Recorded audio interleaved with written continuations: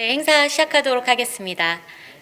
안녕하세요. 지금부터 2030 청년들이 말하다. 앞으로 제대로 나를 위한 군대, 우리를 위한 병역제도 행사를 시작하도록 하겠습니다. 저는 진행을 맡은 평화청년위원회 공동위원장 오주연입니다. 오늘 이 자리는 군복무를 하는 당사자와 가족들 그리고 시민들이 안심할 수 있는 병역제도를 만들기 위해 의견을 듣는 시간으로 가득 채웠습니다. 이런 자리를 마련하게 된 이유는 병역제도 개선을 위해서는 당사자들의 이야기를 듣는 것이 선행되어야 하기 때문입니다. 오늘 이 자리에 관심을 갖고 참여해 주신 발표자 4분과 객석에 계신 약 40분의 참가자분들께 감사드립니다. 토론회를 시작하기에 앞서 진행 순서를 안내하도록 하겠습니다. 네, 가지고 계신 팜플렛을 참고해 주시면 될 것 같고요. 토론회는 총 2시간 동안 진행될 예정입니다. 축사 및 개회사가 있은 뒤 병역제도와 관련한 경험을 나누는 라운드 테이블을 40분 동안 진행합니다. 그 후 대통령 직속 정책기획위원회 위원이자 평화안보위원회 위원장이신 문장열 위원장님께서 앞서 나눈 이야기에 대한 피드백과 향후 병역제도 개선 방향에 대해 15분 정도 설명하시겠습니다. 마지막으로 50분 동안 객석에 계신 참가자분들의 이야기를 듣는 시간이 있습니다. 이 시간에 병역제도에 대한 생각과 정책 제언을 가감없이 해주시길 바랍니다. 입장할 때 받으신 팜플렛 뒷면을 보시면 이렇게 편지지 형태로 되어 있는데요. 여기에 차기 통수권자에게 보내는 메시지를 쓸 수 있습니다. 작성하고 나갈 때 제출해 주시면 추후에 저희가 전달하도록 하겠습니다. 본 행사는 더불어민주당의 김병기 국회의원 주최, 평화외교안보특별위원회, 더불어민주당 다이너마이트 청년선대위, 스마트통일안보포럼이 주관합니다. 그럼 지금부터 앞으로 제대로 나를 위한 군대, 우리를 위한 병역제도 토론회를 시작하도록 하겠습니다. 큰 박수 부탁드립니다. 먼저 국민의례를 하도록 하겠습니다. 모두 자리에서 일어나 단상의 국기를 향해 일어서 주시기 바랍니다. 국기에 대하여 경례.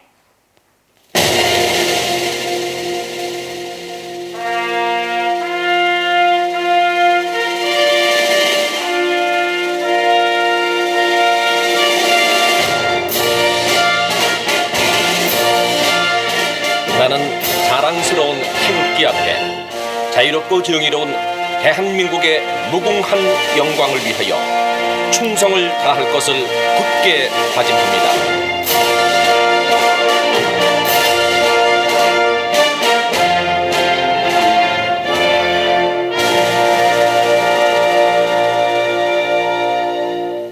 바로 이하 국민의례는 생략하도록 하겠습니다. 착석해 주시기 바랍니다. 먼저 20대 대통령 선거 후보 이재명 후보의 축사가 있겠습니다. 김병기 의원께서 대독하신 후 이어서 인사말까지 해주시겠습니다.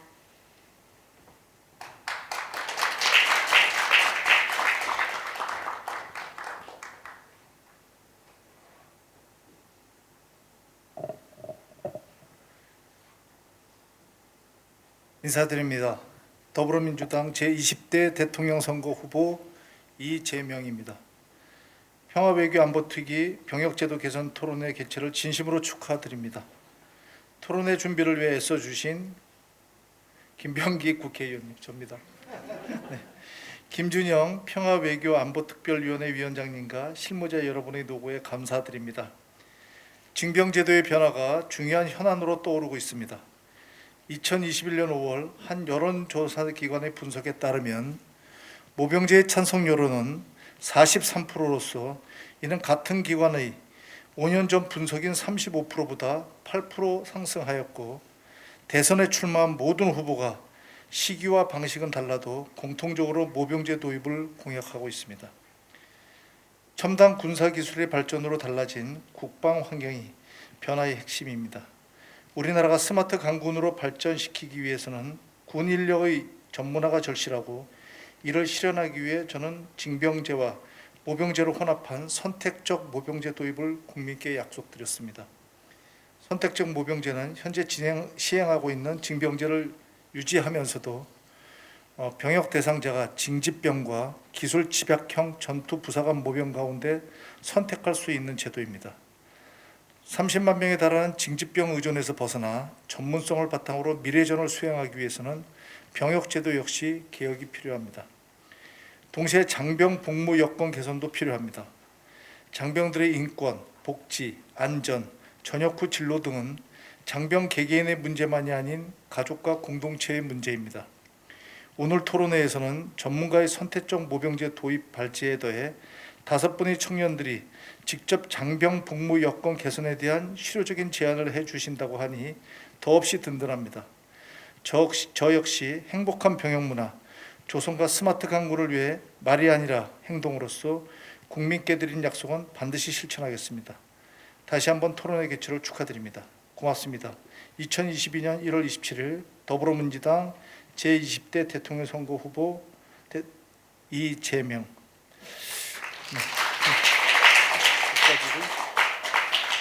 올라온 김에 인사말을 대신해서 제가 평소에 품어왔던 그 병역제도에 대해서 한 말씀 간단하게 드리고 내려가겠습니다. 며칠 전에 방송 인터뷰에서 이런 논쟁이 약간 있었습니다. 그러니까 병사의 월급을 200만 원으로 올리겠다는 것이 여야 후보의 공통된 공약입니다. 그게 너무 많지 않느냐는 거였습니다. 그리고 그걸 감당할 수 있느냐, 그게 실효성이 없지 않느냐는 얘기였습니다. 제가 방송이라서 웬만하면 더 나가면 안 되는데 그걸 듣고 참을 수가 없었어요. 그래서 제가 그 돈을 드릴 테니까 그러면 가시겠습니까?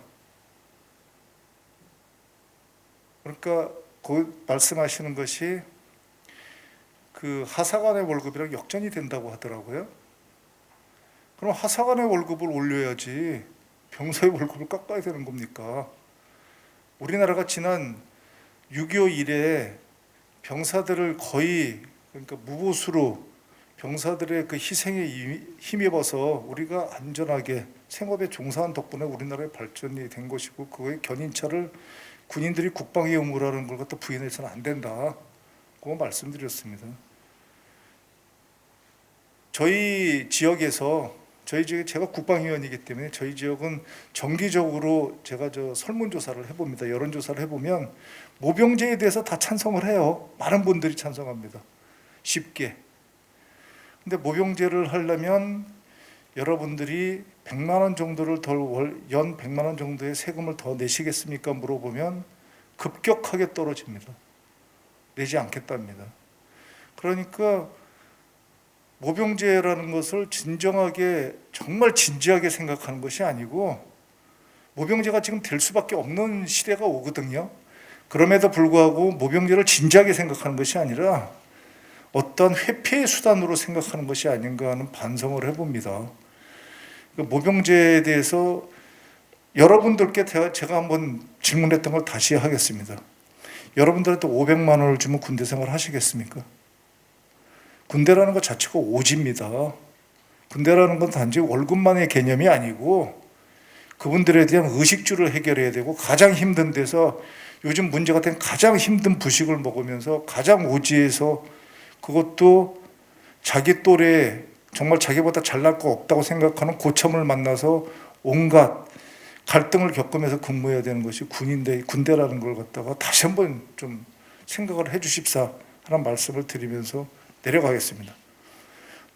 너무 초반부터 진지하고 그리고 심각한 얘기를 해서 죄송합니다. 그런데 꼭 한 번은 드리고 싶었어요. 마치겠습니다. 고맙습니다.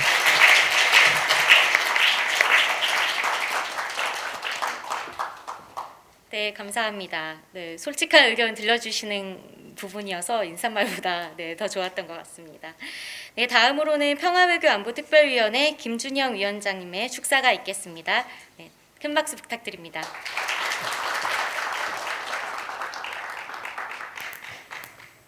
네, 안녕하십니까. 저도 연설 같은 거 잘 못해서 저도 그냥 형식 없는 말씀 좀 드리도록 하겠습니다.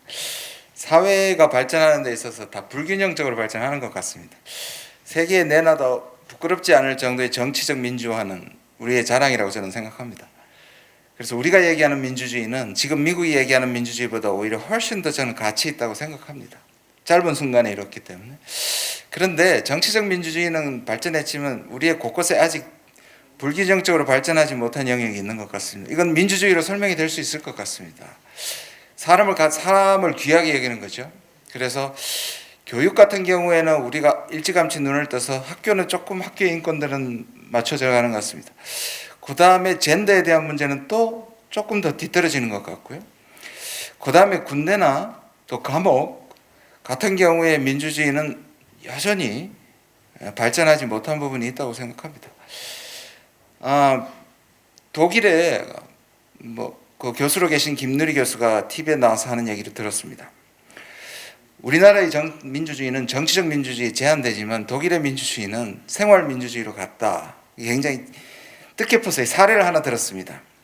14살, 6살짜리 중학생, 초등학교 고학년들이 데모를 하는 장면을 비춰줬습니다.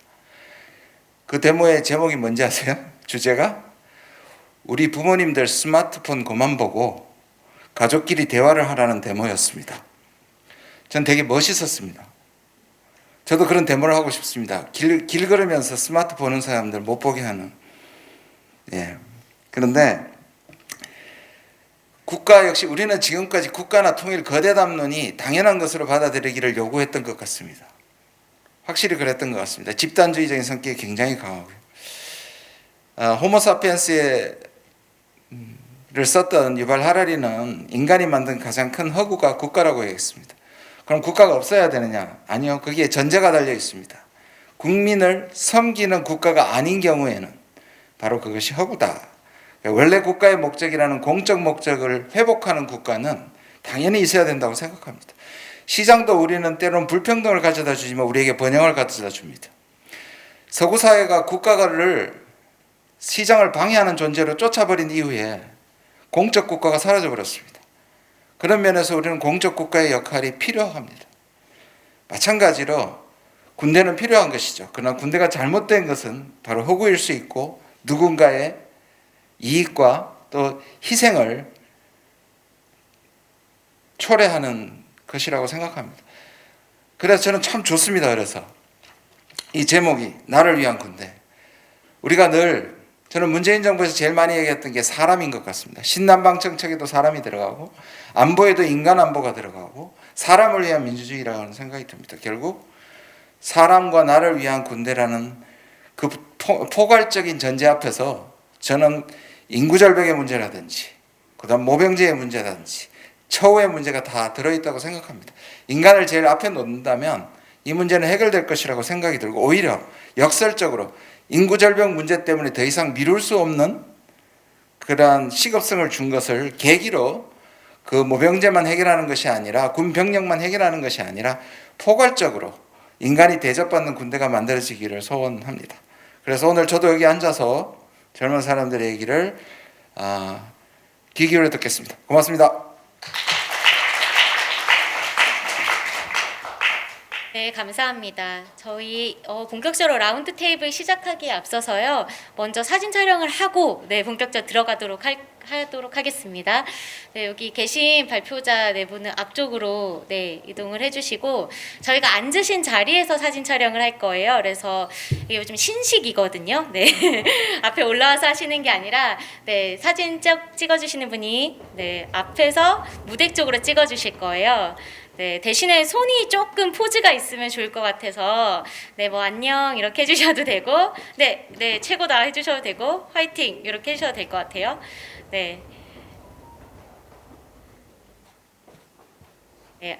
착석해 주시면 다 같이 첫 포즈로 안녕 먼저 할까요? 하나 둘 셋 안녕. 다음으로 최고 하겠습니다. 하나 둘 셋 최고. 마지막으로 오늘 행사 잘 되라고 화이팅 한번 할게요. 하나 둘 셋 화이팅.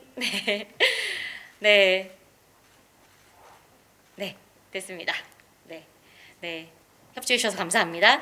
발표자 선생님들은 저희가 앞에 자리로 모시고요. 저는 라운드 테이블에 대해서 좀 안내를 드리도록 하겠습니다. 올라와 주시면 됩니다.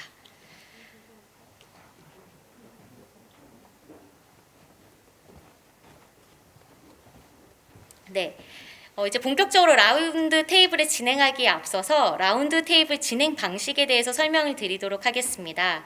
라운드 테이블에서는 인권, 미래, 안전, 평등, 복지, 공동체라는 굉장히 좀 커 보이는 6가지 주제를 가지고 네 분의 발표자분들과 함께 이야기를 나눌 텐데요. 인권 부분에서는 군 조직 문화가 가진 비인권적인 문제들, 그리고 미래 부분에서는 군 경력과 사회 진출의 딜레마와 관련된 문제들, 그리고 평등 부분에서는 군 내부와 군대를 둘러싼 기회의 공정성과 관련된 문제 등 이렇게 이야기를 나눕니다. 이어 공동 주제로 복지 문제, 공동체 문제에 대해서도 이야기를 나누도록 하겠습니다. 발표자분들이 지금 자리하셨는데요. 큰 박수 부탁드리겠습니다.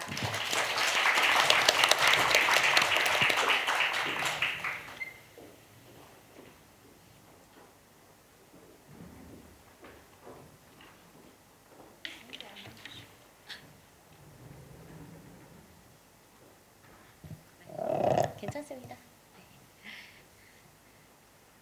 네, 오늘 병역제도와 관련해서 좀 어색한 형태일 수 있지만 저희가 딱딱하게 한 분씩 돌아가면서 좀 발표를 할까 하다가 이렇게 같이 이야기를 나누는 형태면 좀 더 솔직한 이야기들이 나누지 않을까 해서 좀 어색하실 수 있지만 이런 방식을 한번 택해봤습니다.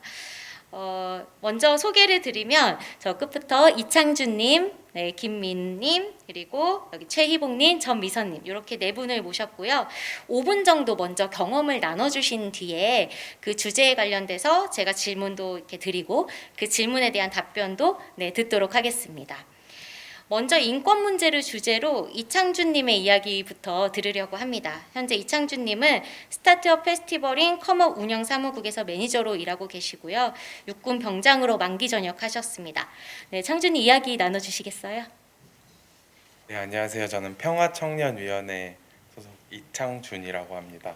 오늘 그 인권과 관련해 가지고 거대한 이야기보다는 제가 겪었던 사례들이나 어떤 상황들 좀 공유해 보면 어떨까 해가지고 제 이야기를 좀 준비해봤고요. 그러면 시작하겠습니다. 최근에 넷플릭스에서 업로드된 DP라는 드라마 혹시 보셨는지 모르겠습니다. 보셨다면 혹시 어떻게 보셨는지요? 저는 결코 편하게 보지 못했습니다. 이게 사실 군대를 안 갔다 온 친구와 같이 봐서 그냥 봤던 게 있는데 되게 다른 사람들에게는 어떻게 보여졌는지 모르겠지만 정도와 사례가 달랐을 뿐 제가 마주했던 군대와 되게 비슷하다, 어떻게 이렇게 비슷할 수 있을까라는 생각을 하면서 봤었습니다. 국방부에서는 그 드라마를 보고 좀 각색이 많이 되었다, 극화된 부분이 많다라고 하였지만 저는 절대 그렇게 생각하지 않았습니다.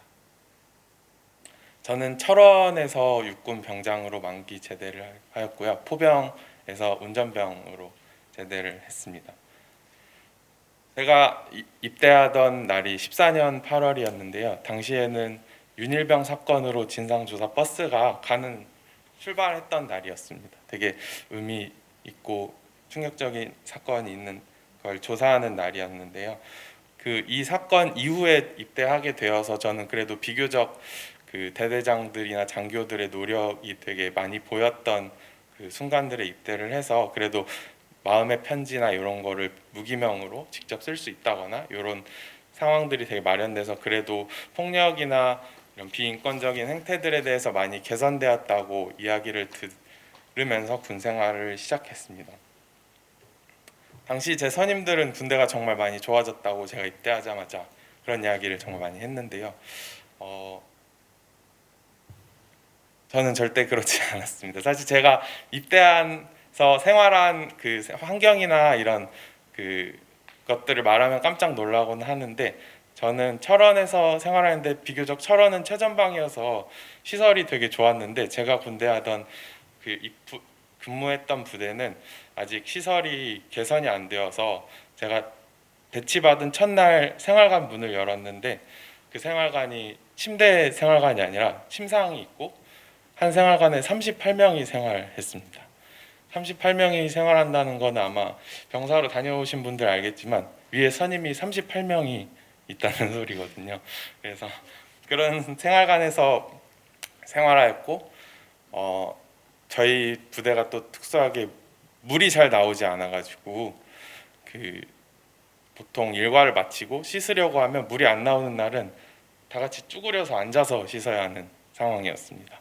이후에 제가 상병 병장일 때 수정을 파가지고 개선하긴 했지만 그래도 물이 안 나오는 경우가 많았고, 일단 이런 정말 너무 말도 안 되는 상황에서 군 생활을 하였습니다. 그래 이유를 너무 궁금하고, 왜 이런 옆에 있는 부대는 다 4명씩 침대에 살고 막 이런데 그 이유를 물었는데, 이 부대가 되게 없어질 계획이 있어서 그렇다, 그렇기 때문에 투자를 안 하고 있는 거다라는 상황을 해서, 제가 군대 갔다 온 얘기를 하면은 내가 80년대 그런 생활관에 살았는데 어떻게 너가 그런 경험을 했냐라고 많이들 말씀해 주셨습니다.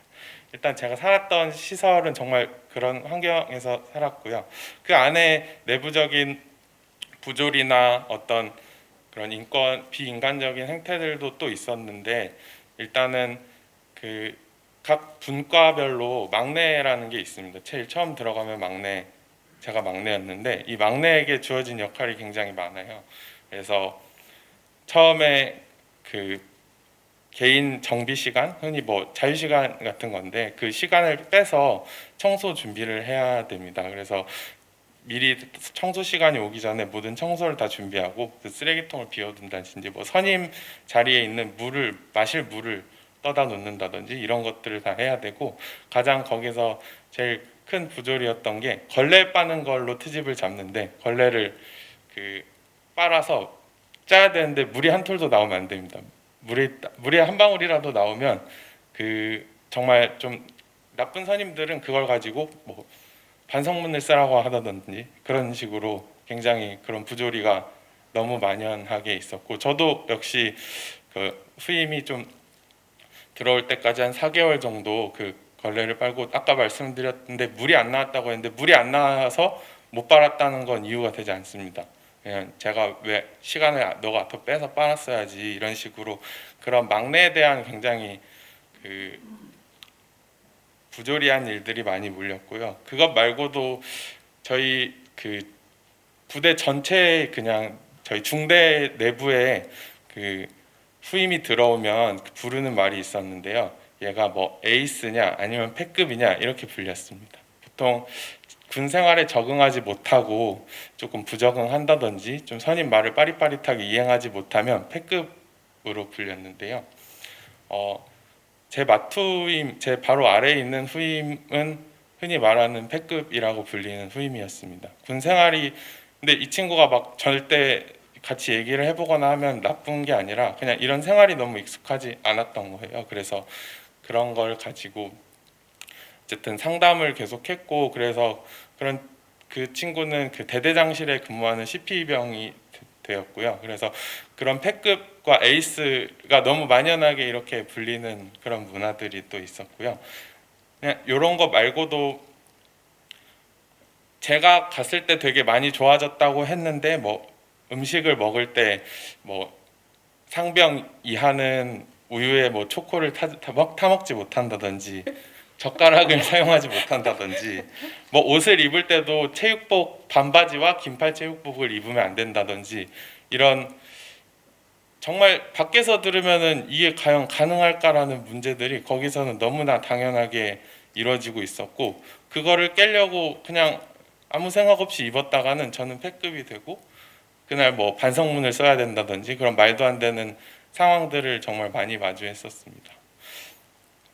그래서 그런 상황들이 어쨌든 계속, 지금은 저도 군대를 전역하고 나서부터 뭐 5년이라는 시간이 지나서 많이 개선되었고 좋아졌고, 실제로 많이 좋아졌다고 들었는데, 제가 겪었던 상황들은 그러했고, 근데 반면에 저는 이런 문제들을 봤을 때, 제가 갔을 때도 선임들은 많이 좋아졌다 뭐 흔히 말하는 뭐 DP에 나왔던 것처럼 뒤로 끌고 가서 때리거나 이런 일은 없었지만,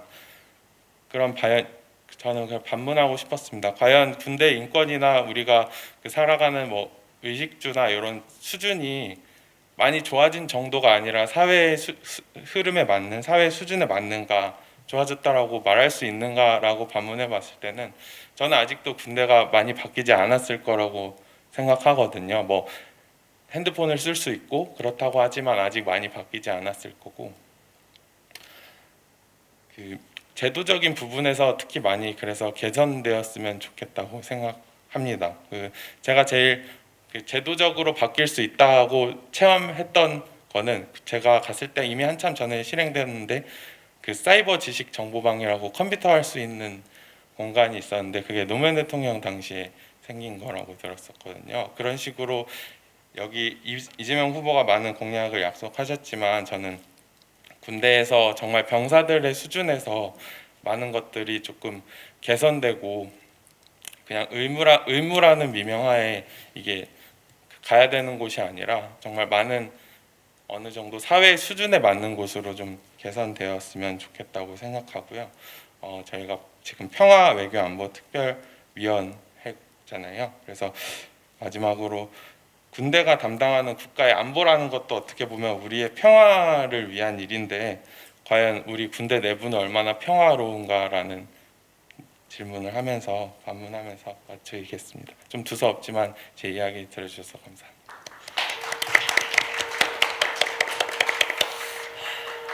네, 감사합니다. 어려운 얘기인데 나눠주셔서 네, 저도 조금 특히 그 막내, 패급 이런 표현들이 주는 이미 네, 위계적인 문화들이 많이 느껴지는데요. 제가 질문을 하나 네 분께 드리자면 이런 위계적인 수직 문화들이 늘 전장 상황을 염두에 두고서 뭔가 허용이 되는 것 같아요. 그런 급박한 상황이 오면 이렇게 위계적인 조직 문화가 필요하니까 평소에도 마치 그런 것이 허용되는 듯한, 하지만 저는 수직적인 문화라고 해서 이런 유무형의 폭력이 당연하게 여겨질 수는 없다고 생각이 들거든요. 근데 또 이제 이런 선임들이나 네, 이런 분들은 수직적인 문화가 뭐 이런 폭력이 당연히 동반되는 거 아니냐 이렇게 생각하는 분들도 계신 것 같아요. 이 부분에 대해서는 어떻게 생각하는지 좀 궁금합니다.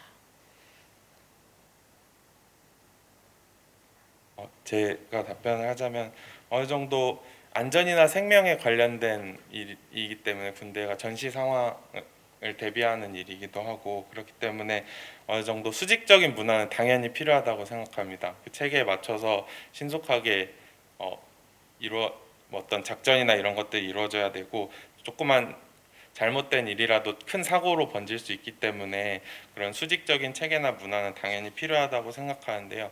하지만 생활적인 수준에서는 충분히 그 인권이나 이런 것들을 보장하고 자율성을 많이 부여할 수 있다고 생각하는데요. 가령 제가 미군 그 카투사를 다녀온 친구들을 보면 정말 많이 부럽더라고요. 2명이서 생활하면서 생활적인 부분에서는 정말 자율성이 보장되고 다만 훈련하거나 이런 평소에 어떤 기초 체력을 다지거나 이런 부분에서는 더 엄격하게 하는 부분을 보고 이렇게 될 수도 있는 거구나라는 생각을 조금 했던 것 같습니다.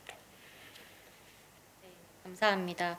그 앞에 이야기와 연결되기도 하는데 저는 오히려 이런 폭력적인 일들이 조직 문화에 방해되지 않을까? 이런 생각이 들거든요. 오히려 팀워크를 해치고 조금 더 서로 간에 신뢰를 갖게 하는 게 굉장히 중요한 일인데 그걸 해치는 것 같다는 생각도 듭니다. 혹시 이 부분에 대해서도 좀 다른 생각이 있으신 분 계실까요? 사실은 이 전투 상황에서는 팀워크가 굉장히 중요하잖아요. 동료가 나를 지켜줘야 된다는 믿음이 평상시에 있어야 되는데 이런 상황 속에서는 사실은 동료가 나의 적이 돼버리는 평상시에 그런 감정들이 이제 누적되다 보면 실제 전시에 내 동료가 나를 지켜주는 것이 아니고 저 동료가 나를 오히려 적이 될 수 있는 그런 상황이기 때문에 우리가 이제 전시를 상정하고 이런 위계를 만드는 것이 전시 물론 당연히 명령을 내리는 사람은 있어야 되지만 우리가 일상에서 신뢰관계가 형성되려면 이렇게 인권적으로 대우받지 못한 그런 감정들 찌꺼기들이 쌓이지 않도록 해야 될 것 같습니다. 저는 아까 우리 김준영 위원장님께서 서두에 이런 말씀을 하셨잖아요. 우리나라가 정치적 민주주의는 많이 성장했지만 생활 속의 민주주의가 아직 부족하다. 그게 바로 우리 군에서 지금 말하는 거. 군대가 우리가 뭐 많이 발전했다라고 말하기는 어렵지만 어쨌든 군 생활 내부에서의 일상적인 민주주의, 이런 신뢰관계 이런 것들이 좀 구축이 되어야 될 것 같아요. 네. 좋은 의견 감사합니다. 네, 다음 주제로 넘어가 볼게요. 다음으로 미래라는 주제로 이번엔 김민우님의 말씀을 드리려고 합니다. 민우님은 현재 코리아케미칼 대표로 일하고 계시고 특수전 사령부에서 4년 동안 근무하셨다고 해요. 민우님 이야기 나눠주시겠어요? 안녕하십니까. 저는 코리아 케미칼 대표 김민우입니다. 일단 저의 이야기를 좀 하자면요. 군 경력이 사회적으로 인정받지 못하는 이유에 대해서 말씀을 드리자면은, 저는 이제 4년 3개월 군 생활을 하면서 1년 365일 중에 300일을 외부 훈련으로 나갔습니다. 그렇다 보니까 이 군 가산점, 경쟁력이나 이런 것들에 대해서는 사실 다른 부대는 잘 모르겠습니다. 저는 제 부대에만 생활을 했기 때문에, 전역을 하고 나서도 가산점이라 하면은 공채 시험을 특채로 들어갈 수 있는 부분들이 있습니다. 근데 이런 가산점은 굉장히 국한된다고 생각을 합니다. 왜냐하면은 특수부대를 전역했다라고 해서 무조건 경찰을 하거나 소방관을 해야 된다라는 꿈을 가지고 있는 사람들이 많지는 않습니다. 근데 이거는 가산점이라는 범위 안에서 무조건 좋다라고 판단할 수도 없고요. 저 역시도 군 생활을 했지만 나와서 자영업을 하거나 사업을 하고 싶은 꿈도 야망도 있는데 전혀 이런 부분에 대해서 혜택을 받아보지 못했고요. 4번 질문을 바로 말씀드려도 될까요? 네, 네, 괜찮습니다. 한 가지의 방법이라고 하면은 두 가지의 방법이라고 저는 생각을 합니다. 요즘 군 생활이 사실 제가 10년 전이다 보니까 어떻게 많이 달라졌을지는 모르겠지만, 저는 어떤 이 특수 집단이기 때문에 싸우고 전쟁해야지만 키워졌다고 생각합니다. 우리 군인들이 특수한 집단이기도 하고, 그렇기 때문에 전역하는 그 순간까지 싸움에 대한, 전쟁에 대한 이런 것들로만 훈련을 하다 보니까 사회에 나왔을 때는 군 가산점? 모르겠습니다. 어떤 경험을 있었기 때문에 군 가산점? 이 사람들이 어떤 분야, 다양한 분야들이 있는데, 저는 그렇게 해서 이렇게 생각을 합니다. 부대들이 굉장히 많다라고 생각을 하는데, 한 부대는 뭐 창설이 되어서 기술이나 자격증을 취득할 수 있는 분야로 전향할 수 있는 것도 굉장한 좋은 방법이라고 생각을 합니다. 자율적으로 자기가 배우고 싶은 것이나 취득하고 싶은 것, 그리고 기술적인 부분에서도 굉장한 이득이 있다라고 생각을 하고요. 또 다른 부분에서 우리 간부들이 진급을 하기 위해서 가산점이 받는 것들이 있습니다. 그 예를 들어서 자격증이 있으면 더 가산점이 붙죠. 진급에 있어서. 그런 자격증을 땄을 때에 자기만 가지고 있는 것이 아니고 후임들, 그리고 배우고 싶어하는 장병들에게 그런 지식이나 기술들을 알려줄 수 있는 제도들이 조금 생겼으면 좋겠습니다. 그래서 저 역시도 제 주변 분들도 공무원 하시는 분들이 굉장히 많은데, 거의 10중 8구가 다 소방 공무원 아니면 경찰 공무원들을 하십니다. 왜? 가산점이 그쪽으로만 치우쳐져 있기 때문에 직업의 선택의 폭이 좁을 수밖에 없습니다.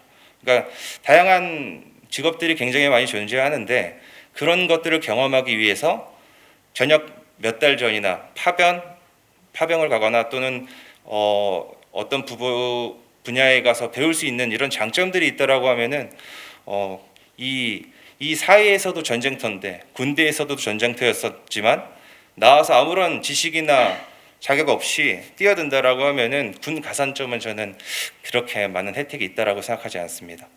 네, 이상입니다. 네, 감사합니다. 네, 박수 부탁드릴게요. 민우님 말씀하신 내용을 들어보면 군에서의 경력과 경험, 특히 전투에 관련된 경험들이 사회에서는 경쟁력이 없다고 생각하시는 것 같아요. 맞나요? 네. 라고 생각하시는 것 같아요. 사실 직장 경력도 그렇잖아요. 제가 이 직장에서 일했다고 해서 그게 모든 곳에서 인정을 받는 게 아니라 관련된 분야나 특정한 직무 분야에 따라 경력과 이걸 경험으로 인정해 주는데 차이가 있는 것 같아요. 그래서 저는 군 경력이 사회적으로 인정을 받지 못한 이유는 군대에서 한 경험이 뭔가 사회적으로 특출난 경험으로 대우받지 못하는 이유이기 때문이라고 하는데, 그래서 어떤 부분들은 이거를 뭔가 기술 자격증을 따거나 군대 내에서 공부를 해서 이거를 극복할 수 있다 이렇게 얘기를 하시는 것 같기도 해요. 근데 군에서의 경험 자체가 사회적으로 나왔을 때 주는 어떤 메리트나 어떤 그런 조직 문화를 경험했기 때문에 더 잘할 수 있는 부분이나 이런 부분들이 또 혹시 있을까요? 딱히. 뭐 제가 군대에서 배운 거라고 하면은 네. 용기와 끈기 뭐 이런 거 아닐까요?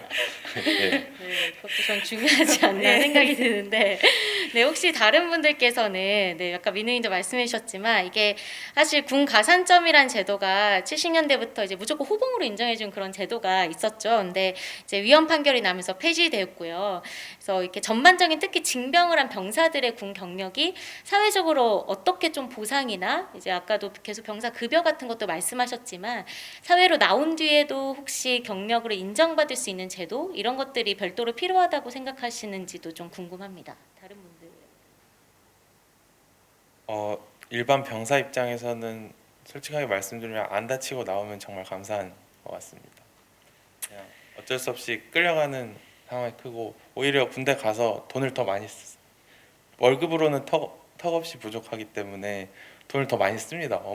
그래서 부모님들이 용돈을 어쩔 수 없이 받아야 되고 이런 상황이 너무나 많이 발생하고 군대에서 근데 되게 잘 찾아보면 지원을 해주는 것들도 많이 있거든요. 예를 들어서 저는 군대 내에서 굴삭기 면허를 무료로 해서 시험을 봤는데 이런 거 같은 경우도 근데 사실 부대마다 너무 문화나 이런 시스템이 다르다 보니까 저의 경우에는 그 지원도 많이 받지 못하고 오히려 눈치를 되게 많이 주더라고요. 왜 너가 이런 걸 해서 뭐 차량 거의 다른 부대로 차를 타고 가야 되는데 그러면은 차량 지원을 해줘야 되는데 그런 거를 뭐 조금 잘 안 해주려고 한다든지 이런 부분이 사실은 제도를 마련해놨다고 해도 그 각 부대마다 이런 상황이나 이런 문화가 너무 다르기 때문에 그런 부분도 또 존재하는 것 같습니다.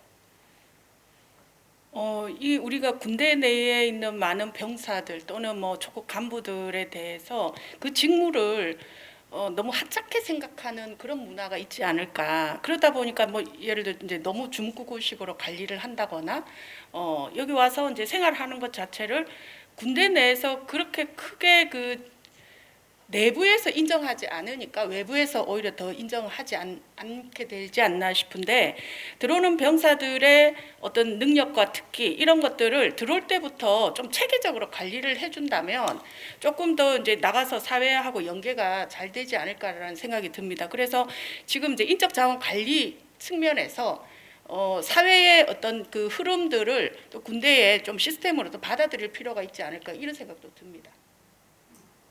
의견 감사합니다. 아까 군대 가면 돈을 더 쓰게 된다 이 얘기를 하셔서 생각이 나는데 제가 남동생이 한 명 있거든요. 근데 남동생이 한 명 있는데 이제 군대에 갔었을 때 이제 번호 보면 알잖아요. 이제 번호가 와요. 딱 받으면 누나 이래요. 그럼 제가 맨날 했던 말이 얼마. 왜냐면 늘 돈을 달라는 전화였기 때문에 누나 하는 순간 얼마 이렇게 했던 대화가 생각이 나면서 네 사실은 그 내부에서 사용해야 되는 비용들도 필요한데 사적으로 네, 그 부분도 저희가 고려할 필요가 있겠다는 생각이 듭니다. 네, 다음으로는 안전을 주제로 최희봉님의 말씀을 드리려고 합니다. 최희봉님은 현재 경상대에서 교수로 근무하고 계시고요. 육군 보병 중령으로 전역하셨습니다. 네, 군대 안전 문제에 대해서 이야기 부탁드립니다. 네, 저는 두 아들의 엄마이고 또 군을 먼저 경험한 이제 예비역입니다. 제 아들이 중학생인데 너 이제 나중에 군대 가야지 이렇게 이야기하며 무섭다는 거예요. 왜? 죽을까 봐. 이제 이런 이야기를 해요. 왜 그 군대를 이야기하면 죽음, 공포로 느낄까? 어디에서 저런 생각들이 생겼을까? 뭐 이렇게 생각은 드는데 어쨌든 뭐 저희 아들만 그런 건 아닐 거고 사회의 많은 젊은이들이 아마 군대 이꼴 어떤 공포의 대상, 죽음의 대상 이렇게 생각할지도 모르겠습니다. 또 부모 입장에서도 아들을 군대 보냈다 이러면 전역할 때까지 솔직히 마음 놓고 다리 뻗고 주무시는 분들은 별로 없으실 것 같아요. 뭐 어떤 최종의 상태에서는 사망의 통지서 아니면 장애를 가진 자녀를 맞닥뜨려야 되는 정말 아픔을 겪어야 되는 그런 상황도 있을 수가 있겠죠. 공동체를 위해서 이렇게 헌신을 했는데 보상은커녕 이런 상황들을 준다는 것은 국가적으로 책무를 다 하지 못한 것일 것이다, 이렇게 생각이 듭니다. 제가 군 생활을 할 때 이제 대대장, 이제 군 생활을 하면서 우리 부하들이 아주 위급한 상황에 처해진 그런 경우들을 몇 번 접했었는데요. 이제 대대장 할 때 행군을 하고 있었는데 갑자기 병사가 쓰러지는 거예요. 제가 그 상황에 있었기 때문에 바로 이제 국군병원으로 이송시켰고, 상태가 또 계속 안 좋아져서 인근에 있는 대학병원으로 빨리 이제 후송을 시켰습니다.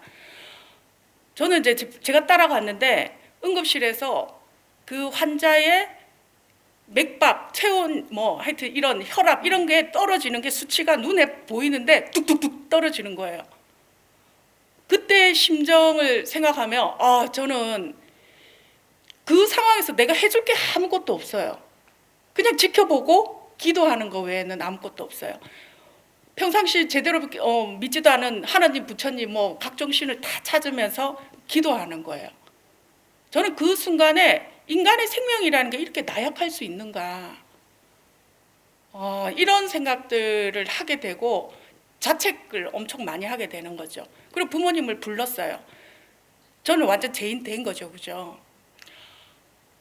그래 다행스럽게 응급처치가 빨리 되어서 일주일 만에 퇴원을 했어요. 그때는 다행히도 대도시에 인접해 있기 때문에 처치가 가능했었습니다. 제가 소령 때 그 인제에 있는 부대에 근무할 때인데요. 인제라는 곳은 정말 저희 부대가 첩첩산중에 정말 저희밖에 가게라고는 진짜 하나도 없는 그런 오지였는데, 군단에 이제 연대장이 군단에 회의 가시고 없을 때 제가 이제 상황실을 지키고 있었어요. 근데 초병이 쓰러졌다는 거예요. 군의관 보고 빨리 가보라고 했더니 위급하다는 거예요. 이 상황에서 철종병원까지는 우리 그 4분의 1톤 군용 트럭을 타고 앰뷸런스를 타고 간다. 1시간 반 가야 돼요. 이미 골든타임은 놓쳐버리는 거예요. 이 상황을 나는 어떻게 해야 할까? 순간적으로 정말 머리를 막 굴려보는 거죠. 군단 항공대대에 전화를 했습니다. 헬기 보내라고. 군 생활 하신 분 아시잖아요. 일개 소령이 헬기 보내달라고 한다고 헬기가 뜹니까? 사실 절차대로 하라는 거예요. 절차가 원스타 이상이 승인을 해야 돼요.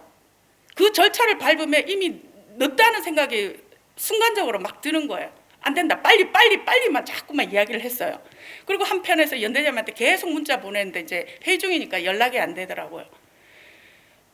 저는 그때 이 절차라는 것은 누구를 위해서 있는 것인가라는 그런 생각이 막 드는 거예요. 근데 다행스럽게 헬기를 보내줬어요. 그래서 이제 병원을 이송을 했는데 그 친구는 뇌졸중이랍니다. 근데 젊은 나이에도 올 수 있는 것더라고요. 저는 군 생활을 하면서 이런 경험들이 지금도 생각해도 오싹오싹하고 아찔아찔하게 느껴지거든요. 지금도 전후방 각지에서 이런 상황들은 지금도 아마 벌어지고 있다고 생각이 듭니다. 저는 이러한 상황에서 간부들 또 이 조직 시스템이 어떻게 작동해야 되는지 저는 크게 느꼈었습니다. 네, 저도 마음이 덜컹하네요. 네. 24시간 위험이 도사리고 있는 거잖아요. 사실 네. 다 같이 집단 생활을 계속 하다 보니까 사실 일상에서도 그러한 위험들은 늘 있기 마련이긴 하지만 특히 저는 이렇게 훈련을 받거나 복무 중에 위험해지는 경우가 더 안타까운 것 같아요. 이렇게 대처를 빠르게 해주시는 지휘관님이 있으시면 그래도 골든타임을 지켜낼 수 있지만 그렇지 못한 경우에 대해서도 저도 들었던 경험들이 있거든요. 전시도 아닌 평시에 이렇게 군에서 경력들이 목숨을 잃거나 다친 일은 어떻게 일어나고 혹시 예방은 가능한지 전 지휘관의 입장도 들었으니 좀 병사였을 때 당사자들의 입장도 좀 듣고 싶습니다.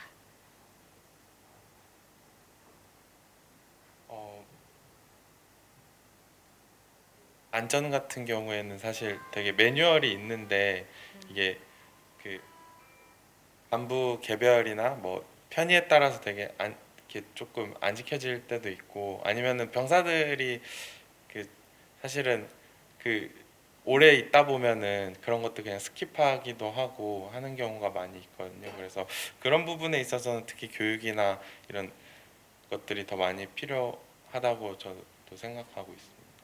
인사들 간에도 좀 숙지하는 교육들이 더 필요할 수 있겠네요. 저도- 민우님은 네. 네, 저도 좀 생각하는 건데 교수님 말씀하신 것처럼 우리나라가 이제 선제취 후보라는 얘기가 좀 있어요. 뭐 그런 얘기가 있는데 이런 것들이 굉장히 필요하다고 생각하거든요. 우리나라는 군대는 보고 식이잖아요.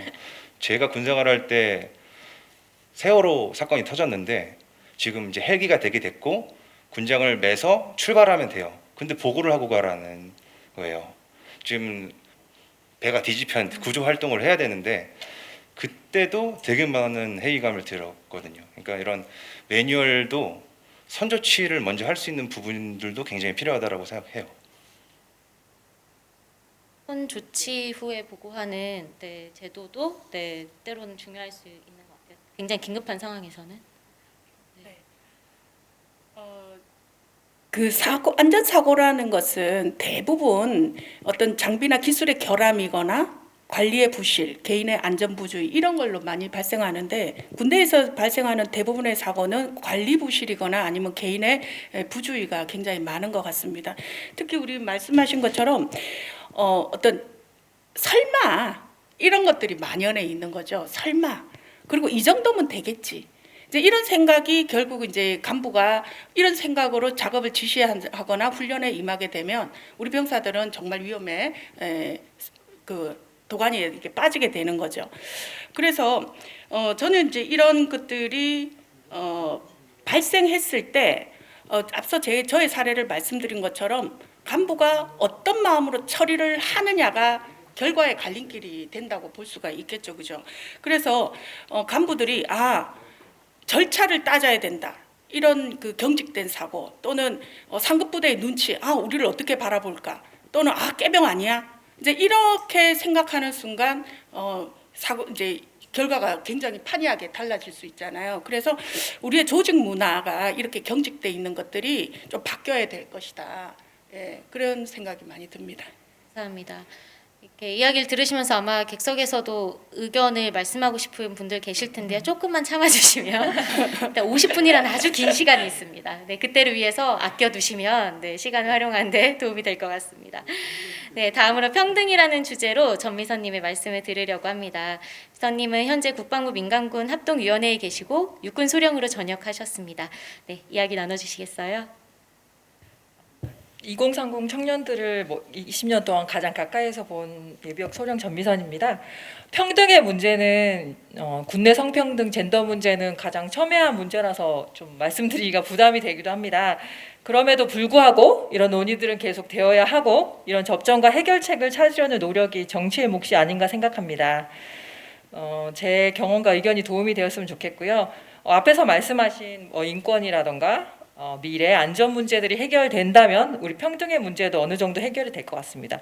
저는 먼저 제가 여군으로서의 경험담을 말씀드리고 싶습니다. 저는 이제 2000년대 초반 군번인데요. 그때만 해도 또 여군들한테 보직이 닫혀 있는 곳이 많았습니다. 그래서 진급을 하려면 당연히 가야 되는데 여군들이 못 가고 선배님들은 그래서 좌절하고 이렇게 전역을 하시는 분들이 많았는데요. 남자 동기들은 당연히 가는데 제가 이제 최초로 그 보직을 받게 됐습니다. 근데 저는 취임하는 날 축하가 아니라 살벌한 조언으로 시작했습니다. 야, 너는 병과에서 최초로 여군을 보냈으니까 성공하지 못하면 네 다음 여군 후배는 못 가는 거야. 잘해. 그래서 제가 부대 지휘를 하는 동안에 내가 업무에 문제가 생기면 나 여군이라서 그런가? 아니면은 상급 지휘관 사단장님 남자 분이시니까요. 동료들 불협화음이 생기면 여군이라서 그런가? 이런 시선 때문에 오히려 제가 역량을 발휘하지 못했는 것 같고요. 근데 이제는 여군 후배들이 그런 협박성 멘트를 대놓고 듣지 않고 그 보직에 당연히 갈 수 있는 세상이 된 것 같습니다. 어쨌든 시간이 느리든 어쨌든 조금씩 변하고 있는 것 같고요. 이거는 민간 사회도 마찬가지인 것 같습니다. 그리고 두 번째로 말씀드리고 싶은 거는 제가 2030 병사들의 그런 박탈감에 대해서 제가 말씀드리고 싶은데요. 우리 2030 MZ 세대들은 기성세대, 부모님 세대보다 육체적인 이런 고생은 분명히 덜했지만 고민은 훨씬 더 많은 세대라고 합니다. 입시 경쟁, 취업 전쟁을 생각하면은 굉장히 안쓰러워요. 그런 상황에서 2030 남성들에게 군대는 인생의 가장 중요한 시기에 있는 어떤 장애물처럼 보입니다. 뭐 할아버지나 아버지, 삼촌 세대처럼 가부장적 혜택을 보지도 못했고요. 이제는 취업도 잘 되지가 않습니다. 전역해 보니까 여자 동기는 안정되고 급여 좋은 직장에 다니고 있고요. 앞서 민우님 말씀하신 것처럼 군대 경력도 안 되고 전공 공부도 다 다시 해야 되고 영어 단어도 다 까먹고 취업도 안 되고 저라도 엄청 박탈감을 느낄 것 같습니다. 애꿎은 여자 동기가 미워질 것도 같아요. 그죠? 병사로 복무한다는 거는 진짜 사나이처럼 병영 체험하는 게 아니잖아요. 극한 직업 중에서도 가장 극한 직업인데요. 그래서 병사 200만 원 공약 여야가 모두 발표했는데 저는 개인적으로 이거에 굉장히 동의를 합니다. 다른 지금 보상 시스템이 사실상 전혀 없는 상황에서 자본주의 사회에서 200만 원 저는 동의합니다. 근데 2030 남성 중 아니면은 기존의 예비역들 중에서 이런 200만 원의 거부감을 느끼더라고요. 아까 말씀하신 것처럼 24시간 자유가 극도로 제한된 상황에서 고작 200만 원 주면서 이 정도면 이제 당신들의 군 복무에 대해 보상으로 괜찮지 않냐. 더 심하게 말하면 200만 원 줬으니까 이제 그만 힘들다고 징징거려. 이렇게 말하는 것 같답니다. 자신들이 200만 원짜리로 이제 평가받는 것 같다는 거죠. 핵심은 그죠? 돈이 아닐 수도 있다는 것 같습니다. 그래서 저는 군 생활에 대한 보상 체계를 200만 원도 좋지만 좀 더 파격적이고 정교하게 취업과 사회 진출에 실질적으로 도움이 줄 수 있도록 좀 만들어 주셨으면 좋겠습니다. 저는 개인적으로 군 생활할 동안에 그 활동화 생각해 보세요. 병사들 활동화. 저는 그걸 살라고 해도 어디서 구할 수 없는 그런 거를 주더라고요. 굉장히 미안했어요. 그 체육 활동복이라고 하잖아요. 저는 진짜 굉장히 미안하더라고요. 예산이 된다면 우리 병사들한테 군용품 지급할 때 대한민국에서 제일 좋은 운동화, 제일 좋은 활동복 주고 제일 좋은 식자재로 만든 음식을 줘야 된다고 생각해요. 국민들이 이런 데 세금을 쓰는데 아까워하지 않을 거라고 생각합니다. 그죠? 이제 병사들의 이런 공동체에 대한 헌신과 봉사에 합당한 대우를 할 수 있는 나라가 되지 않았나요? 맨날 OECD, G7, 이제 G5까지 얘기하던데요. 근데 전방에 가보면 저도 몇 년 전에 5군단에 있었는데 물 안 나오는 데 있었습니다. 실제로 아직 그 물 때문에 그 사고 레일이 떨어져서 사람이 죽은 경우도 있었고요. 저는 깜짝 놀랐습니다. 이제는 우리가 좀 그 보상에 답해야 될 때가 왔다고 생각합니다. 네, 이상입니다. 네, 감사합니다. 네, 박수가 터져 나오네요. 네. 이런 열악한 사안들에 대해서 듣고 나니 200만 원이라는 그런 보상에 대해서 것으로 충분치 않을 수 있다. 그리고 어쩌면 돈이 아닌 다른 것들, 이제 군대 내에서 이런 병역 문제들의 아까 창조님도 말씀하셨지만 안전이라도 보장해달라.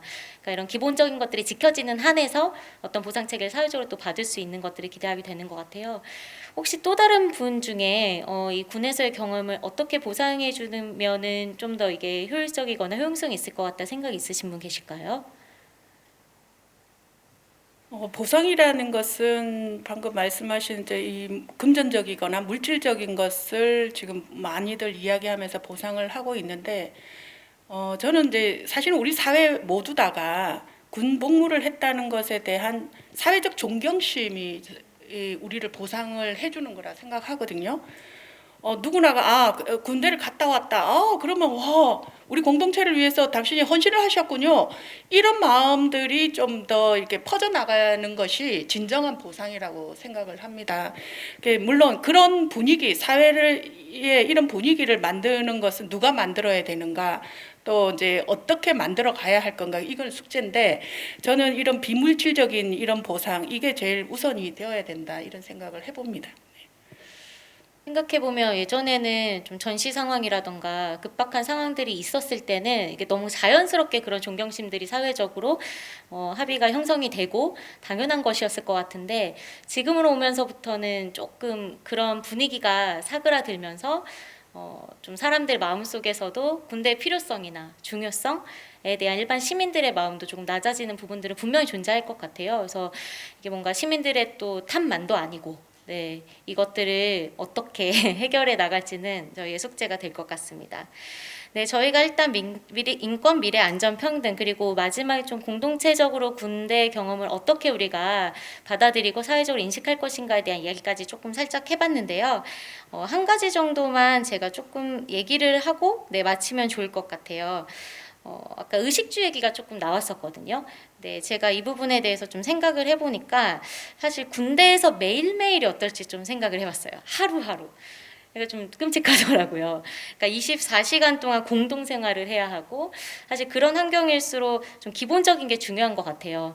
아까 미선이 말씀하신 것처럼 뭐 그냥 입는 옷, 먹는 음식부터 시작해서 하루하루의 생활을 잘 채워가는 게 중요하다는 생각이 드는데, 제가 들었을 때 간부와 병사들의 의식주 수준의 차이도 좀 많이 난다고 들었거든요. 네, 그 부분에 대해서도 좀 이야기를 나눠주시면 좋을 것 같아요. 이게 어느 정도 좀 격차를 줄여갈 수 있는 일인지, 아니면 격차 있는 게 좀 당연한 일인지에 대한 의견도 좀 궁금합니다. 저의 경험을 말씀드리자면, 간부와 병사의 경우에 뭐 간부 식당이 따로 이렇게 운영되는 곳은 아니어서 전방이다 보니까 그냥 자리가 따로 있고, 뭐 먹는 거 같은 경우는 같은 음식을 좀 다르게 먹는 정도였다고 생각하는데, 사실 그러니까 군대에 가면 돈을 더 쓴다고 얘기했던 거랑 좀 맥락이 닿기도 하는데, 사실 보급품을 잘 쓰지를 않아요. 겨울의 경우에는 특히 그 보급과 싸제라고 불리는데, 그 겨울에는 전 철원에 있었다 보니까 너무 춥다 보니까 사실 보급품을 다 주긴 주는데 이게 너무 좋지가 않아가지고, 사실 그냥 군장에 많이 넣어두고 다 뭐 내복은 뭐 히트텍 같은 걸 산다거나, 아니면 장갑의 경우에도 그 뭐 폴리에스테르 뭐 이런 좋은 재질이면서 따뜻한 장갑, 작업하기 좋은 장갑을 다시 산다거나, 뭐 사실 보급품을 쓰는 경우가 정말 없거든요. 그래서 그런 부분이 사실은 의식주에 있어서 많이 개선돼야 된다고 생각합니다. 금방 다 나왔는데요. 우리 뭐 급식의 문제, 또 이제 피복의 문제, 또 기타 보급품에 대해서 이제 질을 높여야 된다. 사실 이렇게 질이 왜 안 높은가, 이건 또 누군가 고민해야 될 큰 문제인 것 같아요. 왜 그런가? 네. 제가 이제 사회에 나와가지고 전역하고 나서 제가 사는 지역에 뭐 교육지원청에 이렇게 뭐 볼 일이 있어서 가봤는데, 휴게실이 너무나 잘 돼 있는 거예요. 그리고 24시간 그러니까 에어컨 또는 이제 히터가 너무나 잘 나오는 거예요. 시설도 깨끗하고요. 커피 머신도 있고요. 심지어는 안마 의자까지 있는 거예요. 저는 너무나 새로운 세계를 봤습니다. 저희가 전방에 군 생활을 하면서 난방 안 되는 이 환경, 그냥 벽돌로 1970년대의 건물에 그 때워도 정말 따뜻해지지 않는 그 난로, 5월까지 내복을 입을 정도의 그런 곳에서 우리가 생활을 하다가 그것이 당연한 줄 알고 생활을 했었는데, 사회에 나와 보니까 그게 또 아닌 곳들이 더 많더라고요. 그래서 우리 장병들의 간부들과 병사들의 이런 그 의식주의 차이가 있느냐, 저는 별로 없다고 봐요. 그리고 간부들은 뭐 또 자기 돈으로 다 뭔가를 구매를 하니까 별로 그렇게 차이가 없다고 생각하고, 기본적인 그 환경 개선, 그리고 쓰고 입고 뭔가 하는 이런 질적 개선이 반드시 필요하다. 우리가 요새 급식 문제 엄청 많이 나오잖아요. 그 학교에 저희 아들 학교 그 반 급훈이 오늘 급식 뭐니? 이거예요. 그러니까 그만큼 학생들한테 급식이라는 것은 학교에 등교하는 이유가 돼버린 거예요. 그 정도로 급식이 엄청나게 중요한 문제더라고요.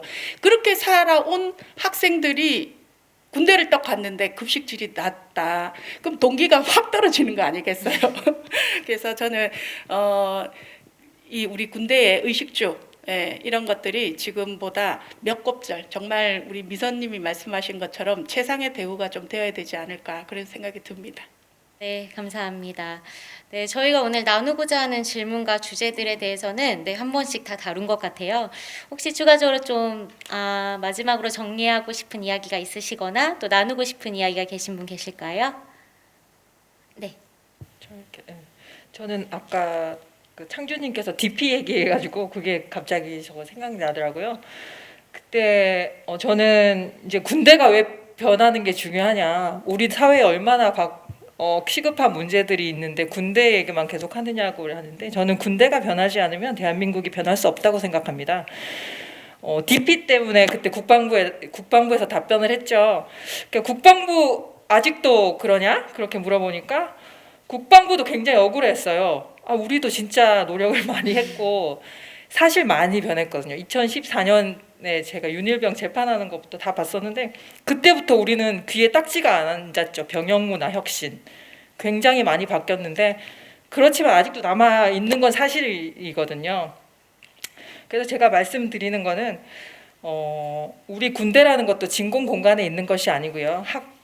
학교 폭력, 가정 폭력, 직장 폭력의 연결고리 안에서 있는 것이고요. 대한민국의 이런 문화를 바꾸고자 한다면, 그렇다면 가장 먼저 그 연결고리를 끊어야 할 곳이 어딜까, 저도 고민을 많이 해봤습니다.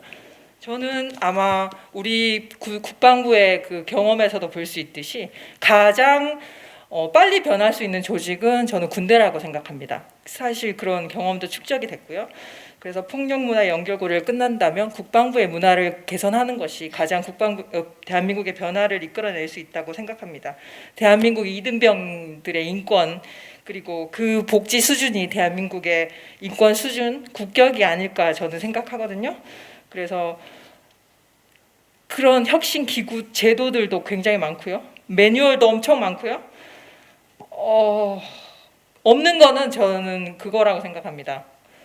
지휘관들과 장관님과 국군 통수권자의 의지라고 생각합니다. 여기 계신 분들이 그런 관심을 불러일으킬 수 있도록 그런 의지를 보여주셨으면 좋겠습니다. 이상입니다. 네, 감사합니다. 앞서 이야기해 주신 네 분께 큰 박수 부탁드리도록 하겠습니다.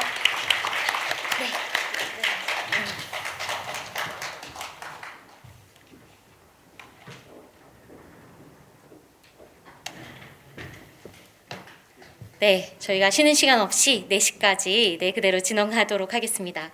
다음으로는 대통령 직속 정책기획위원회 위원이자 평화안보위 위원장이신 문장열 위원장님께서 앞선 발표의 내용들과 연계해서 지금의 병역제도 개선 방안까지 대해서 나눠주시겠습니다. 큰 박수 부탁드립니다.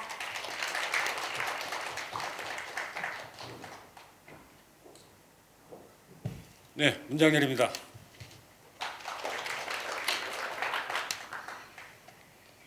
여러분의 그 좋은 발표, 토론 들으면서 고민했어요. 이걸 일일이 하나씩 다 Q&A식으로 답변을 할 것인가, 아니면은 그냥 전부 다 몰아가지고 제 생각을 얘기할 것인가 했는데 결정 못했어요. 그래서 대충 섞어 보겠습니다.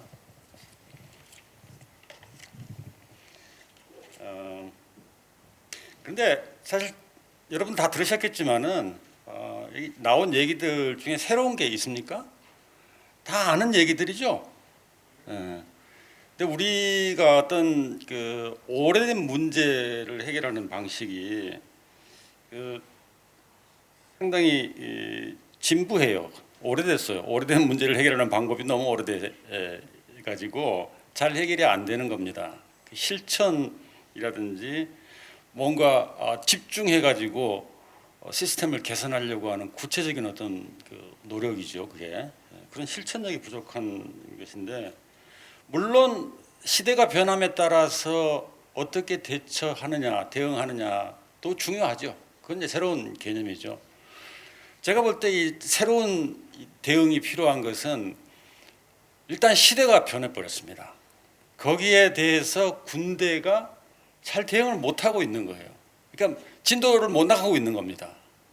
시대가 변한 걸 제가 볼 때는 가장 크게 변한 게 사회가 이미 지금 민주주의가 거의 정착 단계에 도달했고 어쩌면은 과잉 민주주의라고도 할 수 있을 정도로 변했습니다. 그래서 군대니까 이렇게 해.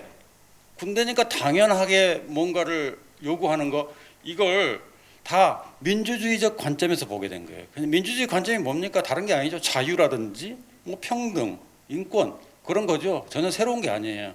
근데 지금까지 그런 것들에 대해서 군대가 제대로 제도를 만들거나 아니면은 군대를 지휘하는 지휘관, 지도하는 간부들에 대해서 뭐 교육을 좀 해가지고 필요하면 평가까지 해가지고 제대로 만들어서 이끌어 나가거나 그런 게 소홀했다는 거예요. 그 다음에 두 번째는 경제입니다. 경제. 뭐 어떤 책은 깨어보니 선진국이라고 하는 뭐 책도 있다고 그러는데요. 우리가 지금 국민소득 3만 달러가 넘어가고 3만 5천 달러. 1인당입니다. 1인당. 자, 그럼 4인 가족 기준 했을 때 4인 가족 기준 했을 때 연봉이 얼마나 될 것 같습니까?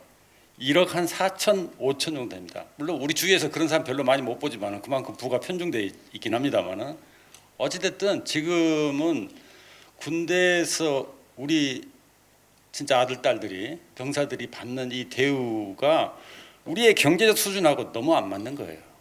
많이 노력은 했습니다.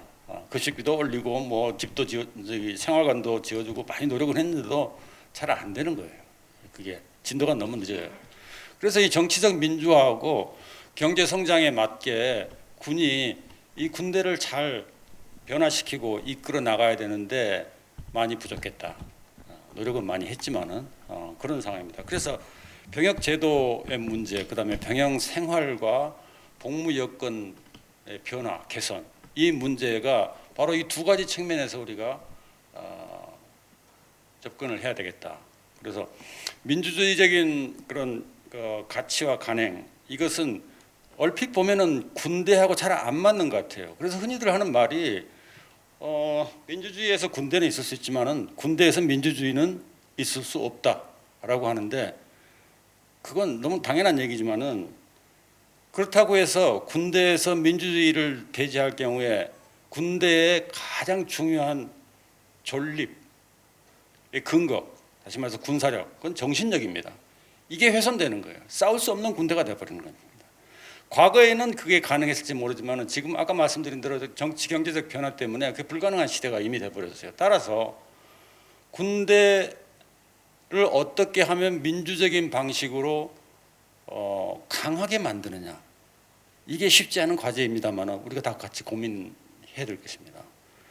저는 아주 세부적으로 규정을 만들고 법에 따라서 모든 것을 기본적으로 다 해야 된다고 생각합니다. 그 법을 정확하게 지키고 규칙을 아주 합리적으로 세분화시켜가지고 이것들에 대해 공부를 많이 해야 돼요.